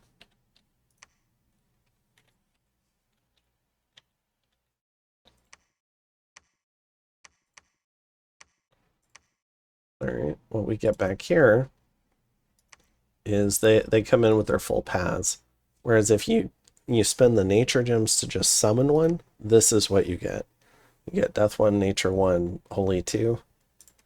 I would much rather do a Dryad Hag and get all the additional paths along with the holy levels via Twiceborn. So I think that's probably the superior way to get Carrion Ladies. And what's nice about them is they are stealthy. And just like, and so if you've later in the game, you can also make rings of the false prophet, and you can turn these holy 2s into holy 3s. And having a couple of rings of the false prophet in your inventory, where maybe you've got an army, but you didn't quite get a Carrion Lord there, and then you can turn any Black Dryad or Carrion Lady into a holy 3. Carrion Lady would be nicer because you can take advantage of those national spells. So you can turn her into a holy 3, and then she can provide that that divine blessing for an army, especially if you want like a backup or you need to split off an army and stuff like that. So it can be pretty handy to have a few of these Carrion Ladies. And yeah, I do think the best way to get them is via Twiceborn. These guys, you will free spawn them rarely if you have decent Dominion, so that's probably the preferred way to get them. I do like spamming out a few of them early in the game, though. I think they're a great use of nature gems to leverage that into progressive power. And the earlier you spend those nature gems, every turn after that is like 3 more things, because they get to reanimate 3. Whereas this guy can reanimate 8, so it does scale with holy level. But if you get one of these guys on turn 10, and he's working until turn 70, that's 180 things you just got from 8 nature gems, which is pretty much always good. So, and those 180 things, they can have some decent quality. Like they could be Carrion Furies. They could be Sagittarian Carcasses. So I think generally speaking, it's pretty worth it. All right. So we've talked about them. So Twiceborn Panics, still good. I mean, they're sacred. Maybe they do better job as like thugs or army casters. So it is a great use of death gems to also Twiceborn Panics. But I do think you should also try Twiceborning a few Carrion Ladies. And then the preferred Carrion Lord, or I guess the best Carrion Lord, is the Holy 3s that you can summon. You probably will want a few of those for helping out with armies. So something else to keep in mind. Let's see. Going into, so I guess we can talk about the different stages of the game. So early game, Asphodel is frightening, generally speaking. You can take very heavy blesses on excellent sacreds. I mean, between the Black Centaur and what we saw the Carrion Furies doing, they are excellent sacreds, and even the Sagittarian Carcasses help out too. If you want to do some sort of Minotaur build, you can, but I think you lose a really nice aspect of early game Asphodel, which is the elf-like raiding with Centaur. I think I prefer that over the Minotaurs. And the Minotaurs do kind of the same job as the Carrion Furies. But yeah, so you have a frightening early game where you can just overwhelm opponents with a sheer numbers of stuff. And there's not a heck of a lot that if they don't have a bless for you, or if they don't have certain summons that they can spam out enough of, there's not a whole lot they can do about it. A few hundred mannequins will absolutely give a tough time to just a lot of Scales troops. So there is that aspect where you can just sort of overwhelm someone. Taking over someone with good scales can give you a lot of money. Luck scales can give you even more money. So you might prioritize someone with luck scales and good scales. And that can really turbocharge your research and your money going into the mid game. Another aspect is Asphodel has a national fort spell. Where is it? Oh. So they get a Carrion Fortress. It's 45 nature gems. Any panic can cast it now. That was buffed. And what that lets you do is you can build a lab on a forest, and then you can grow a fort there by spending nature gems, and that skips all the time that everyone else is spending building their forts. So your additional forts can come up sooner, which again helps with an early game rush. And it helps you get more mages sooner, so it can spike your research sooner as well. So it can lead to a very strong mid game as well, getting a few of these forts up. Give me 1 second. Okay, so yeah, Carrion Fortress is pretty great. So you've got a pretty frightening early game. That can scale you a lot of research, because Black Dryads research pretty well. Let's see here. Likely because you took magic scales to get better reanimation. And with all that research, you can actually have it. You can have your mid-game magic online before many other nations. And you have really strong mid-game magic because you have nature and death. So, and a lot of undead. So when you roll into the mid-game, you can roll out Rigor Mortis, Foul Vapors, Darkness, stuff like that. You have the option of rushing Mother Oak, which is down Alteration. This, because I've got debug mod on, it's not a great view right now. However, Mother Oak, I do wonder if it could be a little bit of a trap, because you want your mid-game fighting magic to come online as soon as possible. So I personally have a preference for Enchantment 6, where you pick up the Rigor Foul Vapors combo. And with that combo, now they've both been nerfed a fair bit. Rigor did not used to have, I think it was an MR check to negate the effect, or something like that. And then Foul Vapors doesn't, I think Cloud Effects got nerfed a little bit, so it doesn't proc the poison as much as it used to. But they're still decent. Now, when you are building an army around those two spells, you do want to be a little bit careful of your living stuff, because a fair number of your mages will be living and your Black Centaur will be living. So you want to make sure, if you're going to bring Black Centaur to that kind of army fight, you want to consider having some way to either get regen on them or poison resist on them. It could be through the bless, but you do want them to be able to sit under those effects and not die, because you're only going to get so many Black Centaur throughout the game, maybe like 200-ish, before you're getting like one per turn.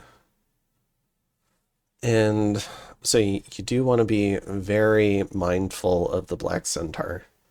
And with the mages, the nature ones, they can at least protect themselves from Foul Vapors, but they might fall asleep to Rigor. So you might want to keep in mind maybe like what magic you're relying on throughout a battle. Maybe it's okay if they just put themselves to sleep under rigor casting a big spell, or maybe you consolidate some more of your undead mages in an army.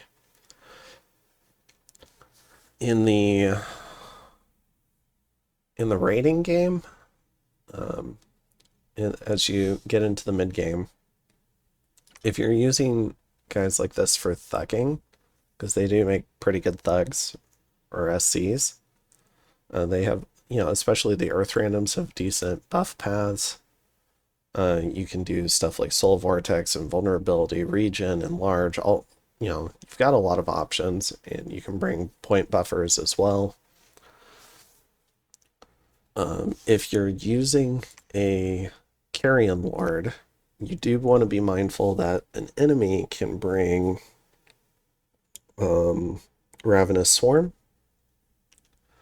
And Ravenous Swarm will eat your Carrion Lord in a few turns, pretty much no matter the gear. There's a couple of spells that can help slow down the effect. I think Body Ethereal and maybe something else.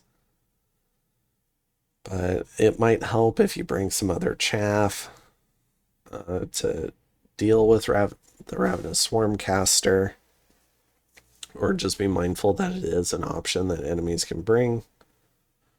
So, you want to be a little bit careful. Make sure you use the stealthiness that your Carrion Lords have, if you do use them for thugging. In an army, I don't think it's as big of a deal because your whole army's undead. Hopefully, it just doesn't land on a mage you care about, and you end the battle quickly enough. All right. So, all right. So that's a little bit of the mid game. Some other stuff that you can start bringing in the mid game is maybe Twilight for all your glamour mages. You can think about Darkness because you've got undead and with Spirit Sight, so they'll fight fine at night. I think some of your poison spells, I'm not sure if they're 100 precision. They might not be. Yeah, so you do rely on some precision for a fair amount of your magic, so it's worth keeping that in mind. And then, so that's kind of like the early mid game, and you might get to the mid game magic before enemies do. So you'll probably have a power spike there. So you've got a power spike in the early game, a power spike in the early mid game, which can make Asphodel very scary. As you hit the late mid game, if you're doing well, you might get coalitioned. That might be the time the coalition shows up, because other nations might hit stuff like Firestorm in particular at Evo 7, and Evo 7 might be a target for you as well, because again, you can empower a guy like this in air, and you have a Winds of Death caster. But Firestorm kind of wrecks Asphodel. Now, you can take 10 fire res on your Bless, and you can build a Doom stack that can live in Firestorm. But there are downsides to that. And the downsides are, if that army takes significant attrition, you lose your ability to fight under Firestorm. It also forces you to Doom stack, which means your raiding game can take some hits because you're having to consolidate more Furies, more Sagittarian Carcasses, more Black Centaur into your Doom stack. So it can have a pretty negative impact on your raiding game because you're not being able to provide those elites to the raiding game. And it's kind of putting all your eggs in one basket. Yeah, I think Asphodel excels when it's not having to do that, and maybe you've got maybe a little bit more expendable armies. Maybe you do 3 or 4 big spells, but you're not doing everything under the sun, and you're fielding more armies than the enemy. And you maybe avoid their Doom stack, but for every fort they take, maybe you take 4 or 5. There does come a point where your capital's honestly not the most important thing in the world. You're only getting 1 Black Centaur a turn from it. Now, it does have a lot of nature income, but you can work around that, especially if you have a fair number of temples. And, if you're killing someone else and you trade caps briefly, that can still be okay. But yeah, Firestorm's a big issue. And, it can be hard to deal with that with nations that have a lot of ubiquitous fire magic, like a Marignon, like a Naba,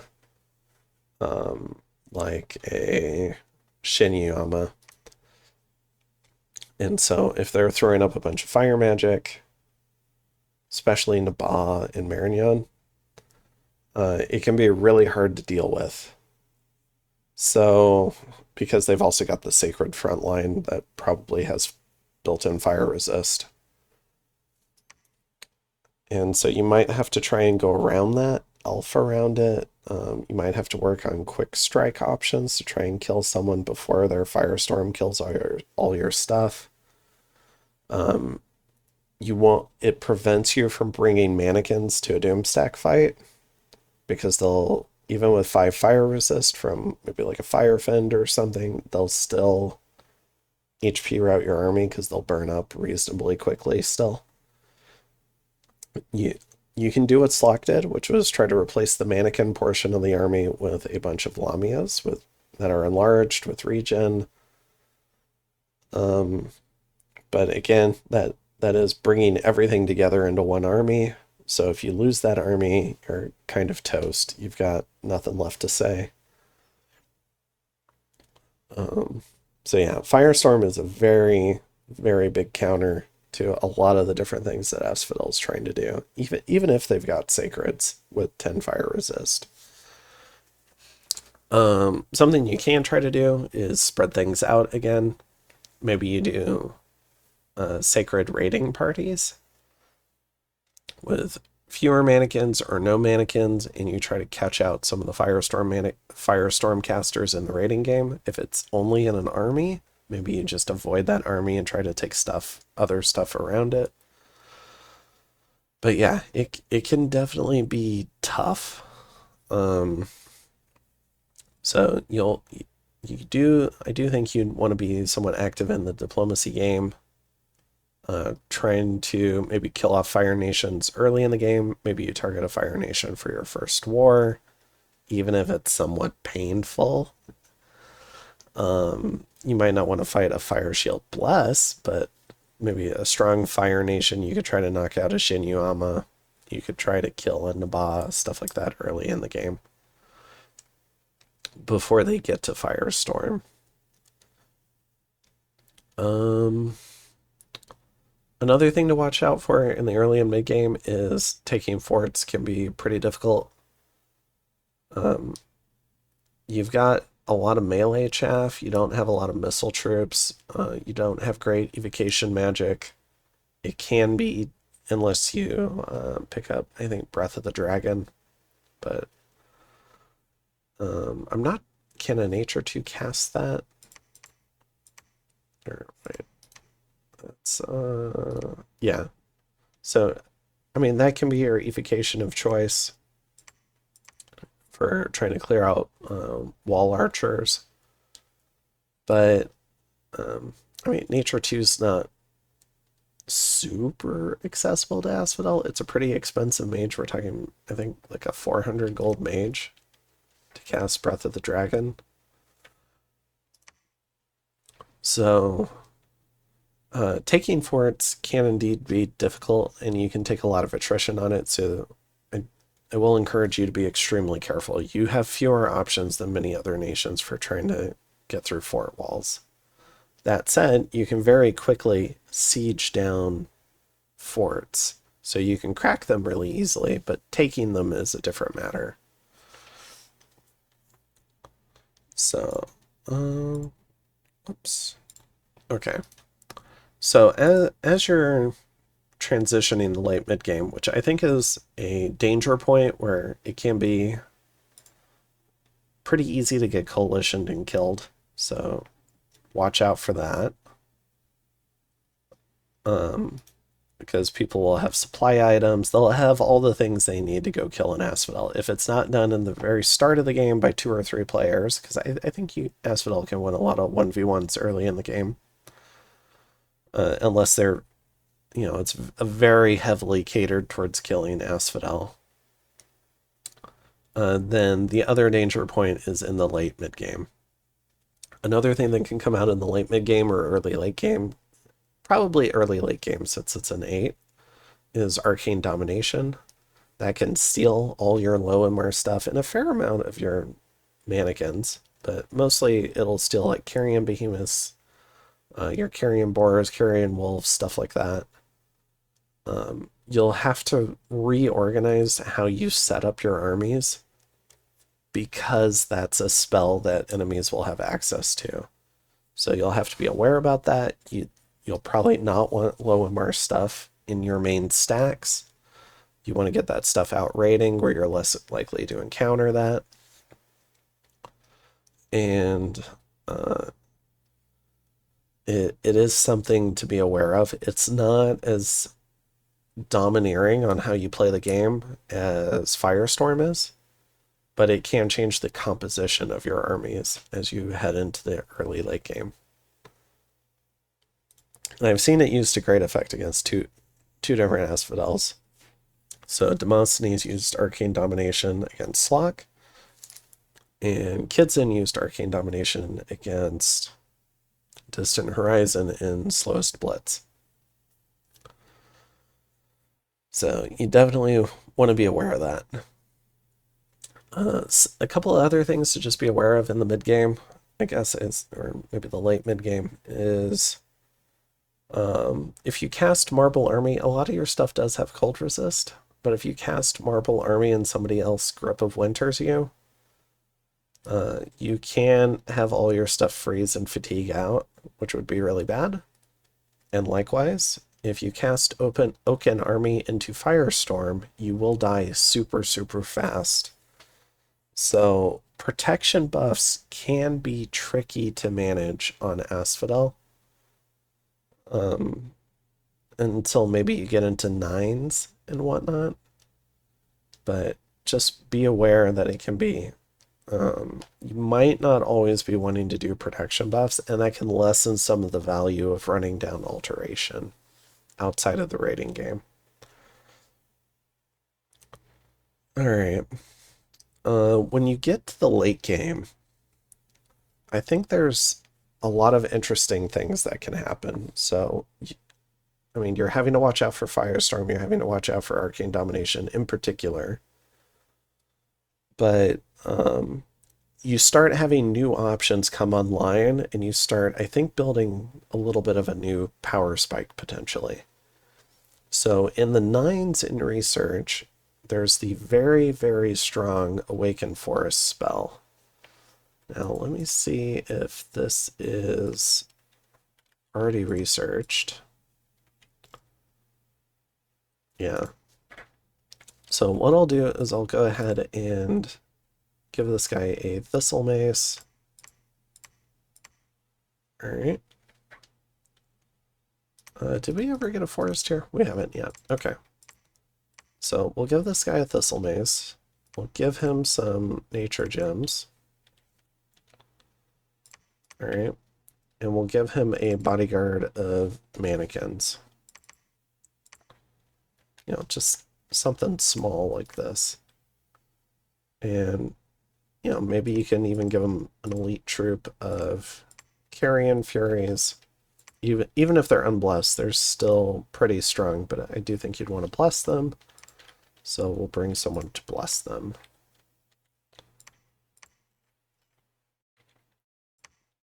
Alright. So maybe this is a raiding group in the late game. And it's strongest in forests because there's a lot more trees, but I'll show you what this 9 can do, hopefully.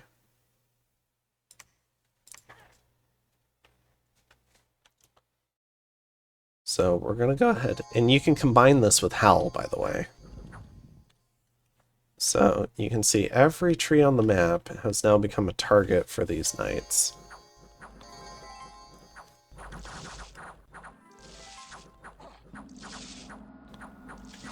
And so if you combine stuff in like Howl, which can give a lot of wolves, You can add in some mannequins, maybe some advancing cast mages, but doing some poison spell.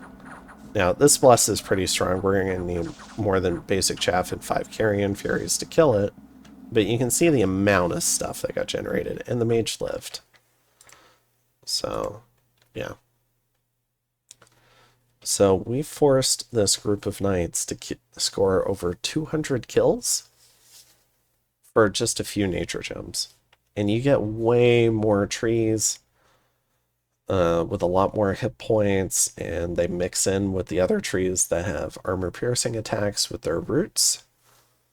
And it can get far more overwhelming in a forest. So maybe we can show this again in a forest and with Hal. And you can kind of see the full effect. And we'll give this guy a bunch of harpy mannequins.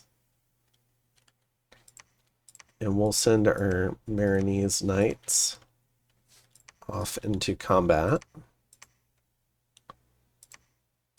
Alright. So this is what it can look like in a forest.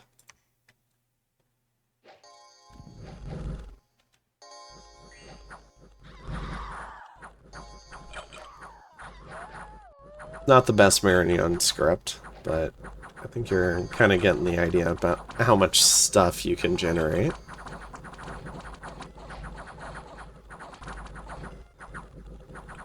And because it generates all over the map, it can be hard for stuff to get away. Now these knights are really strong, so a number of them are getting away, but some of them are also getting trapped. And, I mean, in terms of these trees, we're talking, this animated tree has over 100 hit points with 3 branch attacks. This guy's got an armor-piercing root attack and 30 hit points. You've got the shrubs here, who also have armor-piercing attacks. So, yeah, it's just a crazy amount of stuff for a few nature gems. So it can be very difficult to invade you later in the game. And because, you know, you've got a mage with some gems on them, you're going to gem burn armies with this. You can kill a lot of weaker chaff. You can find and kill maybe some exposed mages. It can be pretty oppressive. So you've got Awakened Forests as maybe like a 9 to aim for. Some other 9s to aim for. Ghost Riders, 5 death gems for a death 5 mage. You'll probably have a couple of death 4s if you're twice borning enough panics. Or maybe you get your hands on some other way to boost up to death 5. But Ghost Riders, it gives you a bunch of long dead horsemen and a like a mounted Wraith Lord as an attack. And you can go ahead and send that at people to also, I think, gem burn them or kill smaller raiding groups. You can do liches because you've got high death. So that's an option in your late game, is you can roll out a bunch of immortals, you can roll out Wraith Lords, you can roll out liches, you can roll out worm mages. So the immortal play can be very strong with Asphodel, especially if you do things like control Mother Oak fairly early in the game, or get your hands on Well of Misery. Well of Misery, additionally, can set up your super late game or your game-winning plays. Well of Misery spreads growth all over the world, and growth can spread forests if people took growth scales. And growth can also help you spread your own forests within your own dominion. And if the world gets a lot of forest coverage, that can enable game-winning plays like Enchanted Forests. It allows you to get more value out of Awakened Forests. You can pop kill enemy provinces a little bit, affect their income by having them turn into forests. It's not a very big effect, but it could help. It lets you put up infrastructure cheaper. There's a lot of benefits to Well of Misery and Mother Oak. as your two kind of mid-game spells leading into bigger globals later in the game. Enchanted Forests being one kind of game-ending global. Another option is potentially Utter Dark. You've got Sacred Mages. You can summon undead mages. You've got already a ton of pop kill, so you don't have to worry as much about income. You're probably not going to have a lot of your normal scales troops. Utter Dark can be a way to put everyone else in your income boat, so to speak. And then you're fighting them in not a not as fair fight, I guess, because you get free darkness. You've got all your undead. They have to deal with your undead. So that could definitely be a pretty interesting way to try and win the game. Let's see. For artifacts, if you do happen to get up to Construction 9, because you do have great research, a few of the more, I mean, there's a lot of great artifacts, and there's some kind of standard great artifacts, but some to consider for Asphodel that have maybe a sneaky utility are Dropnir, where you get a bunch of 400 gold per turn,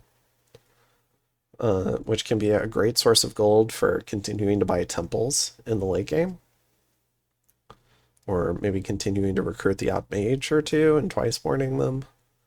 You can also pick up the Alchemist Stone to try and turn your fire and earth gems into gold at a more efficient rate. And there is an artifact that gives +2 death. It's kind of like a... let's see if I can find it. So it's the scepter here. So the Scepter of Dark Regency gives +2 death. This can help you break into super high death and start doing more liches and stuff like that. So this can be a consideration. The Sickle, whose crop is pain, as a way to generate death income can also be interesting. If you take decent air on your pretender, you can consider doing Raven Feast on all the corpses in your empire as a way to also generate some more death gems. Which I need to remember to do in my current game because I've been forgetting all game to do that. But Raven Feast is great for that. Part of it is you might want to hold back on doing Raven Feast because you're trying to empower for Winds of Death casters. But for raising death gems, it can be a pretty interesting way to use air gems. So that gives you a few different outlets for things. Another summon that I saw used by Slock was the Call Ancient Presence, so that would be a late game summon.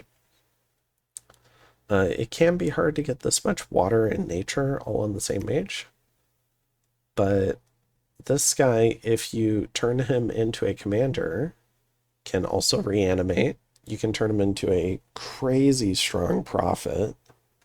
Let me see if I can summon one really quick. Why am I unable to? Oh, because I need a swamp. Okay, so we're gonna go ahead and dip over here and see if we can take this over.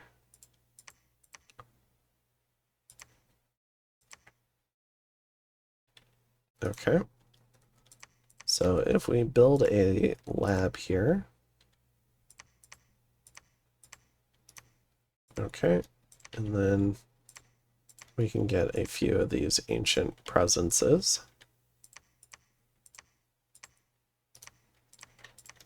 All right, and then there's Divine Name, if you happen to have a lot of Pearl income and you want to save your nature income, but you can also do Gift of Reason.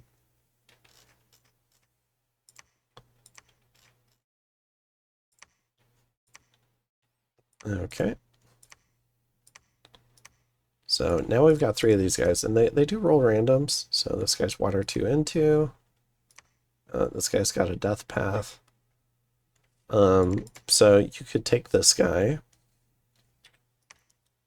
and you can profit him, which means we do have to kill off our old prophet.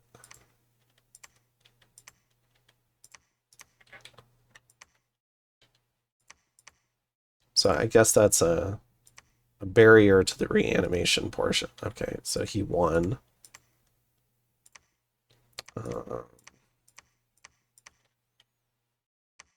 Another thing that you have to worry about as Asphodel is oh, whoops. Brick Siege is banishment communions. So, which is something Marignon can do, which is why I chose them. So, something that a nation can do, because banishment is interesting, where if you do, say, Communion Master, or no, I need the banishment, and then a banishment, and depending on their banishment, all the banishment spells that I've seen have triple scaling. So the scaling is increased by 3 for every extra level. It's the AoE is increased by 2, and the range is increased by 5. So if you do something like this, and you have, say, 4 communion slaves, because banishment is also very low fatigue. Alright, so we'll set this guy to communion slave. You can have a really strong way to kill a whole bunch of mannequins very quickly. So let's, while we're kind of waiting for the profit thing to tick over, because we need to wait 6 turns. Let's go ahead and pull together a whole bunch of stuff, and just to kind of show it off. Sorry, my phone keeps going off. Okay.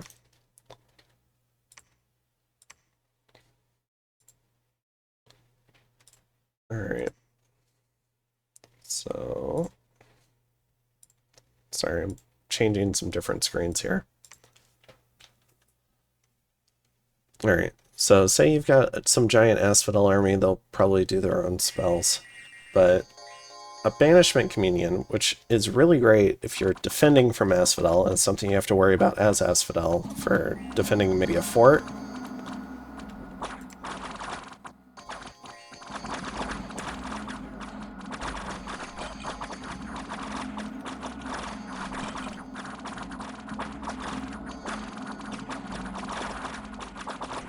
And this Asphodel army, I think, might still win.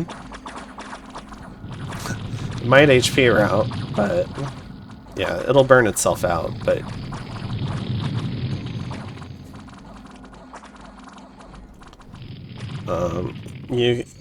I think it's pretty easy to imagine the amount of damage you could do behind a fort wall with a Banishment Communion. So you have to be pretty careful as Asphodel targeting astral nations. But it might still be worth it, because if you kill off a nation that can do Arcane Domination later in the game and Firestorm, it's probably better to go through it now than later in the game. And so you can see just a few Witch Hunters and a few Knights, killed 362 things, killed 12 Black Centaur, who are in some ways kind of irreplaceable once you get to a certain point of the game, 15 Carrion Furies. So, and if there was more chaff and maybe the carcasses hadn't targeted the mages, they probably could have gotten a lot more. So it does help that if, at least if you play with Lucid's casting AI mod, that the communion will happily burn itself out. It's not going to care about the fatigue on the communion slaves. So they will kill their own communion slaves eventually, trying to cast evocations rather than low fatigue banishment, which is probably just as effective as the evocations. But yeah, it can be pretty devastating if a bunch of mages show up and do that to one of your armies. All right, so if we roll out, oh crap. All right, give me 1 second to load it back. Okay, So let's go ahead and throw over a few end turns. Okay, so we can turn this guy into a prophet. And what we can do with him is we can bring him back to our capital. I'll show you what he looks like in High Dominion. So now you've got a Holy 3 Prophet who can reanimate. This one can cast Foul Vapors if it wants. You can also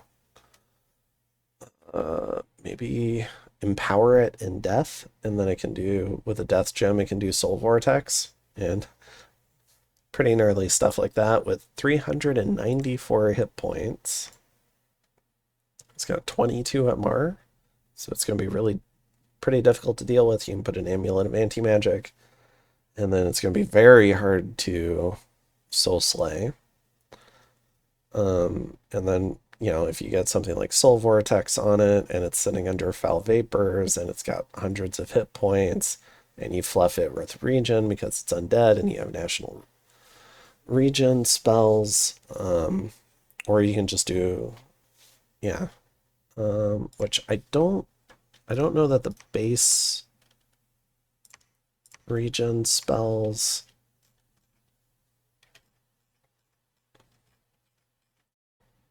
Let me see. Oh, I need to be in battle scripting. Here we go. Yeah, this does not have an MR check like the battlefield wides. So you can put Quick Roots and Regrowth on them for regen and quickness.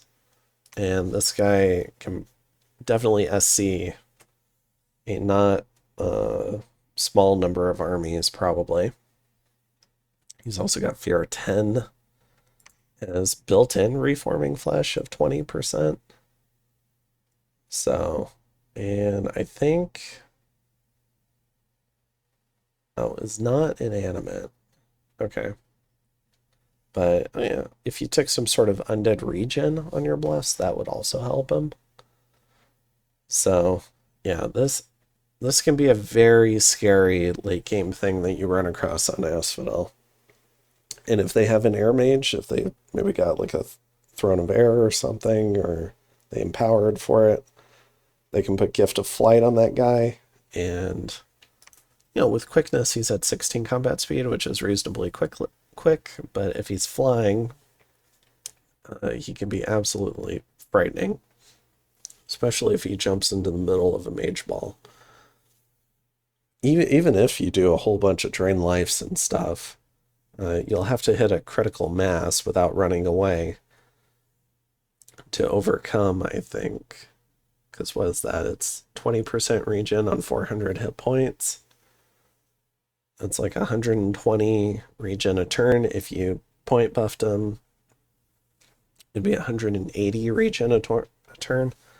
It's going to take someone's whole mage core trying to kill this guy. So, and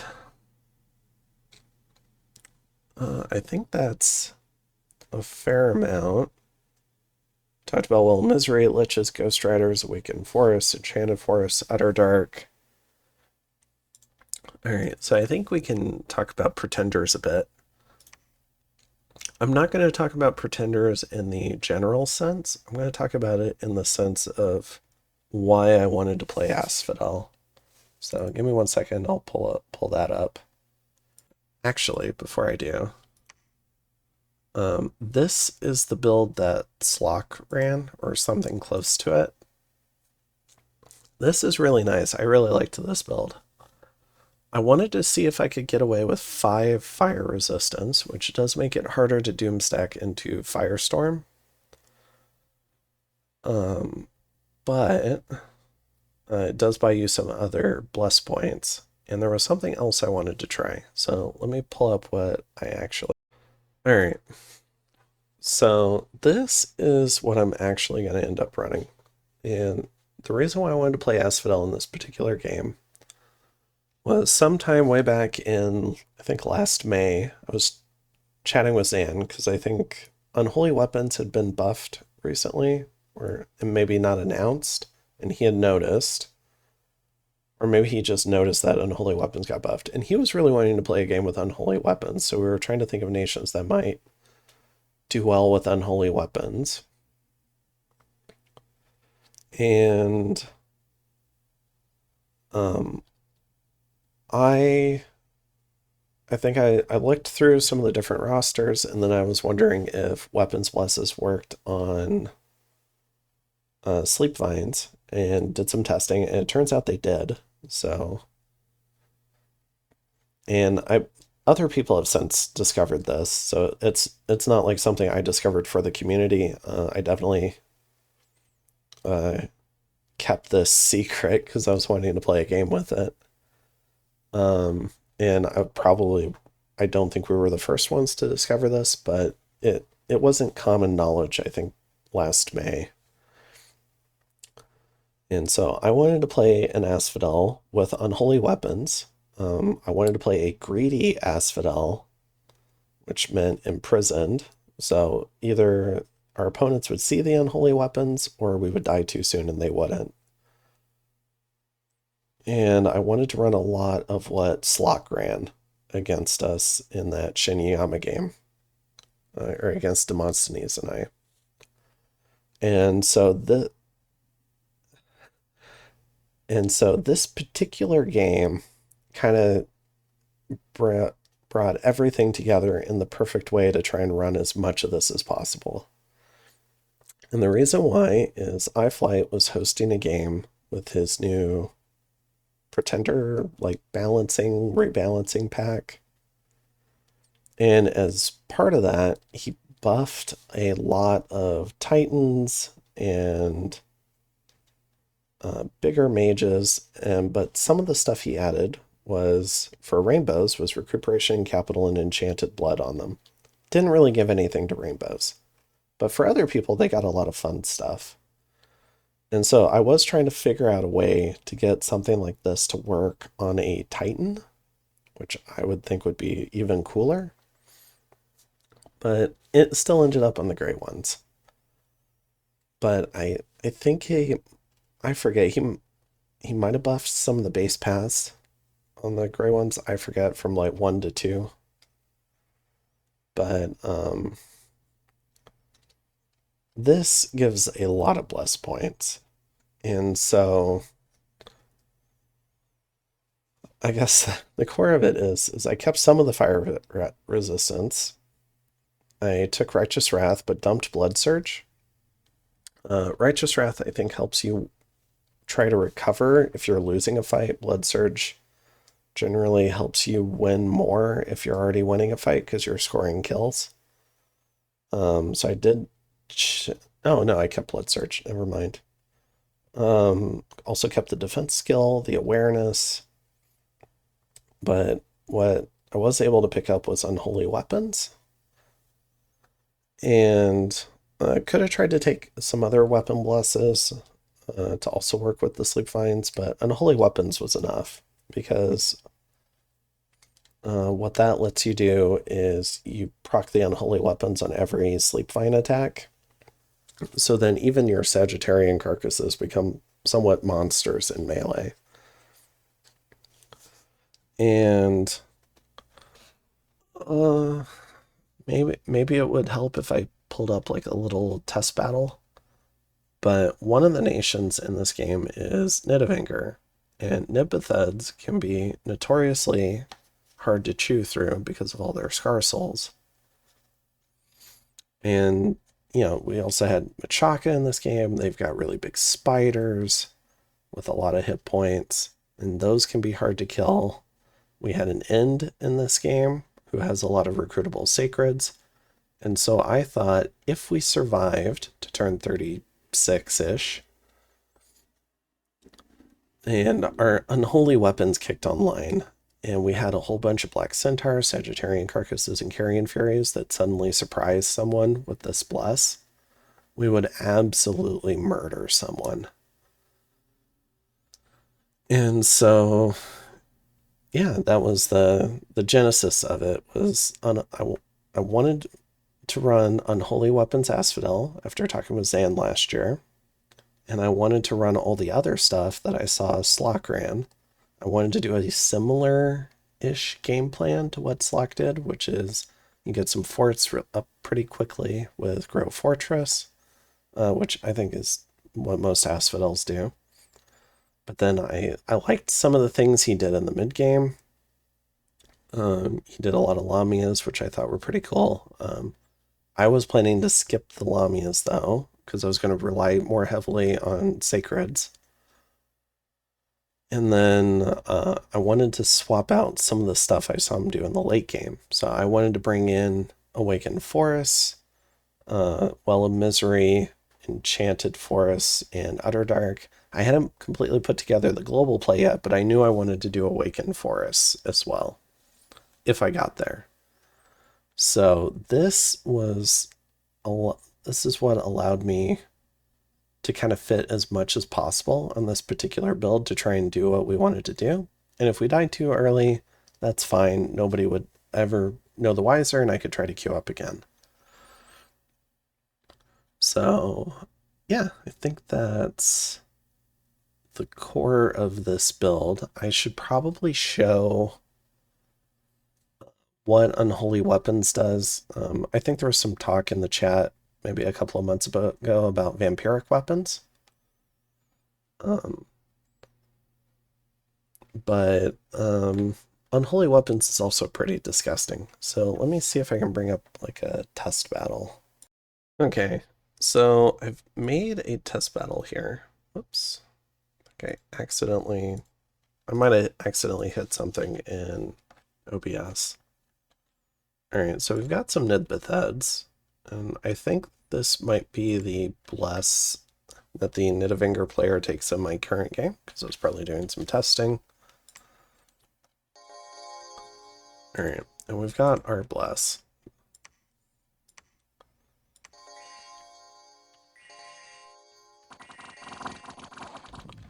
All right, so what I want to notice in particular is... Oh, I should have put them on attack, but...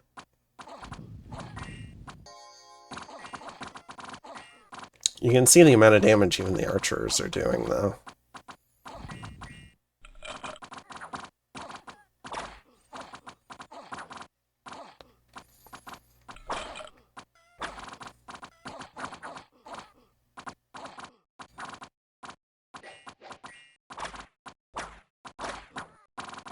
Okay, let's see if we can pull up this guy.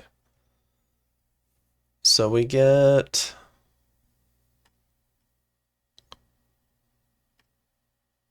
He's not really attacking in a nice order, because they have the Sleep Vines, the Vine Whip, and the Hoof. I'm kind of waiting for them to run out of arrows, and hopefully they don't win the battle by then.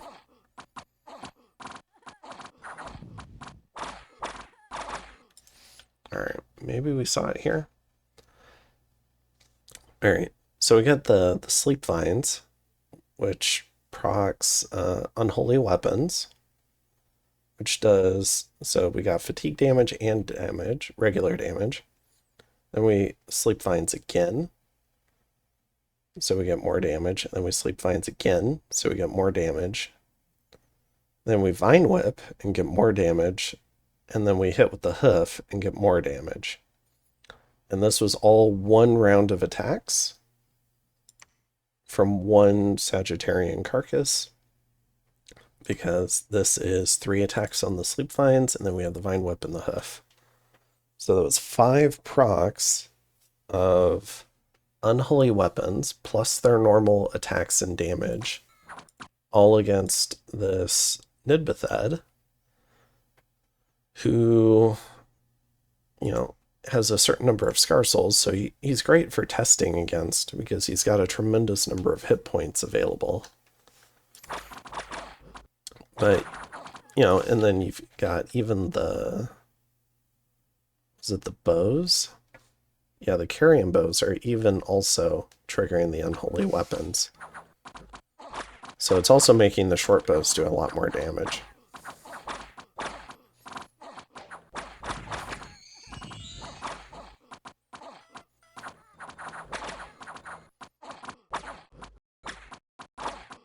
And then what I'm hoping to see is when they eventually run out of all their ammo, maybe they'll run forward if they haven't routed yet, and then we'll kind of see how much damage they can do.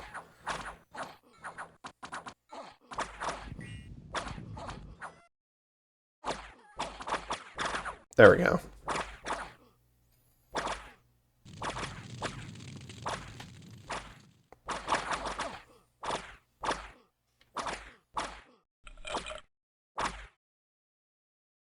So, I mean, in a battle, you would probably have all sorts of point buffs happening and stuff like that. But in terms of showing a base sacred versus sacred fight and how terrifying, in my opinion, the worst Asphodel sacred can be to a very high quality enemy sacred is, I think, a really fun part of this build that I was looking forward to trying.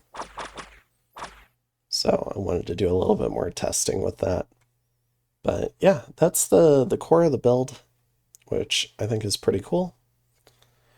It's got elements, a few different inspirations. I didn't really come up with any of this myself, except maybe the global plan at the end. Because even the Awakened Forests idea was something that we were worried about in Shiniyama that Demosthenes brought up. So, but I wanted to see if I could put together all those sources of inspiration and make like a fun, strong build on Asphodel and to see what I could do with it. I'm trying to think if there was anything else I wanted to cover in this. And I think that's it.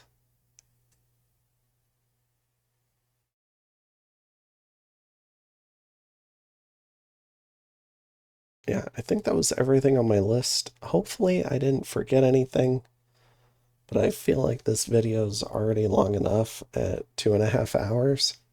So I'll go ahead and kill it here. I hope you guys enjoy the upcoming game if you decide to watch it along the way. And yeah, we'll see how it goes. It's not over yet as of me recording this. I think we're on about turn. Oh, maybe I shouldn't give the turn, but we're reasonably far along in the game. So hopefully, yeah, hopefully you guys will watch it and enjoy it. And maybe it'll be a little bit different take on Asphodel, and hopefully it's a little bit, because I think it's one of the more stronger builds, at least recently, that I've run. There is some greed to it, but hopefully maybe somebody else will be able to take this build and go win a game with it too, because I think it would be pretty fun. So yeah, I'll see you guys later. Have a good one. Bye.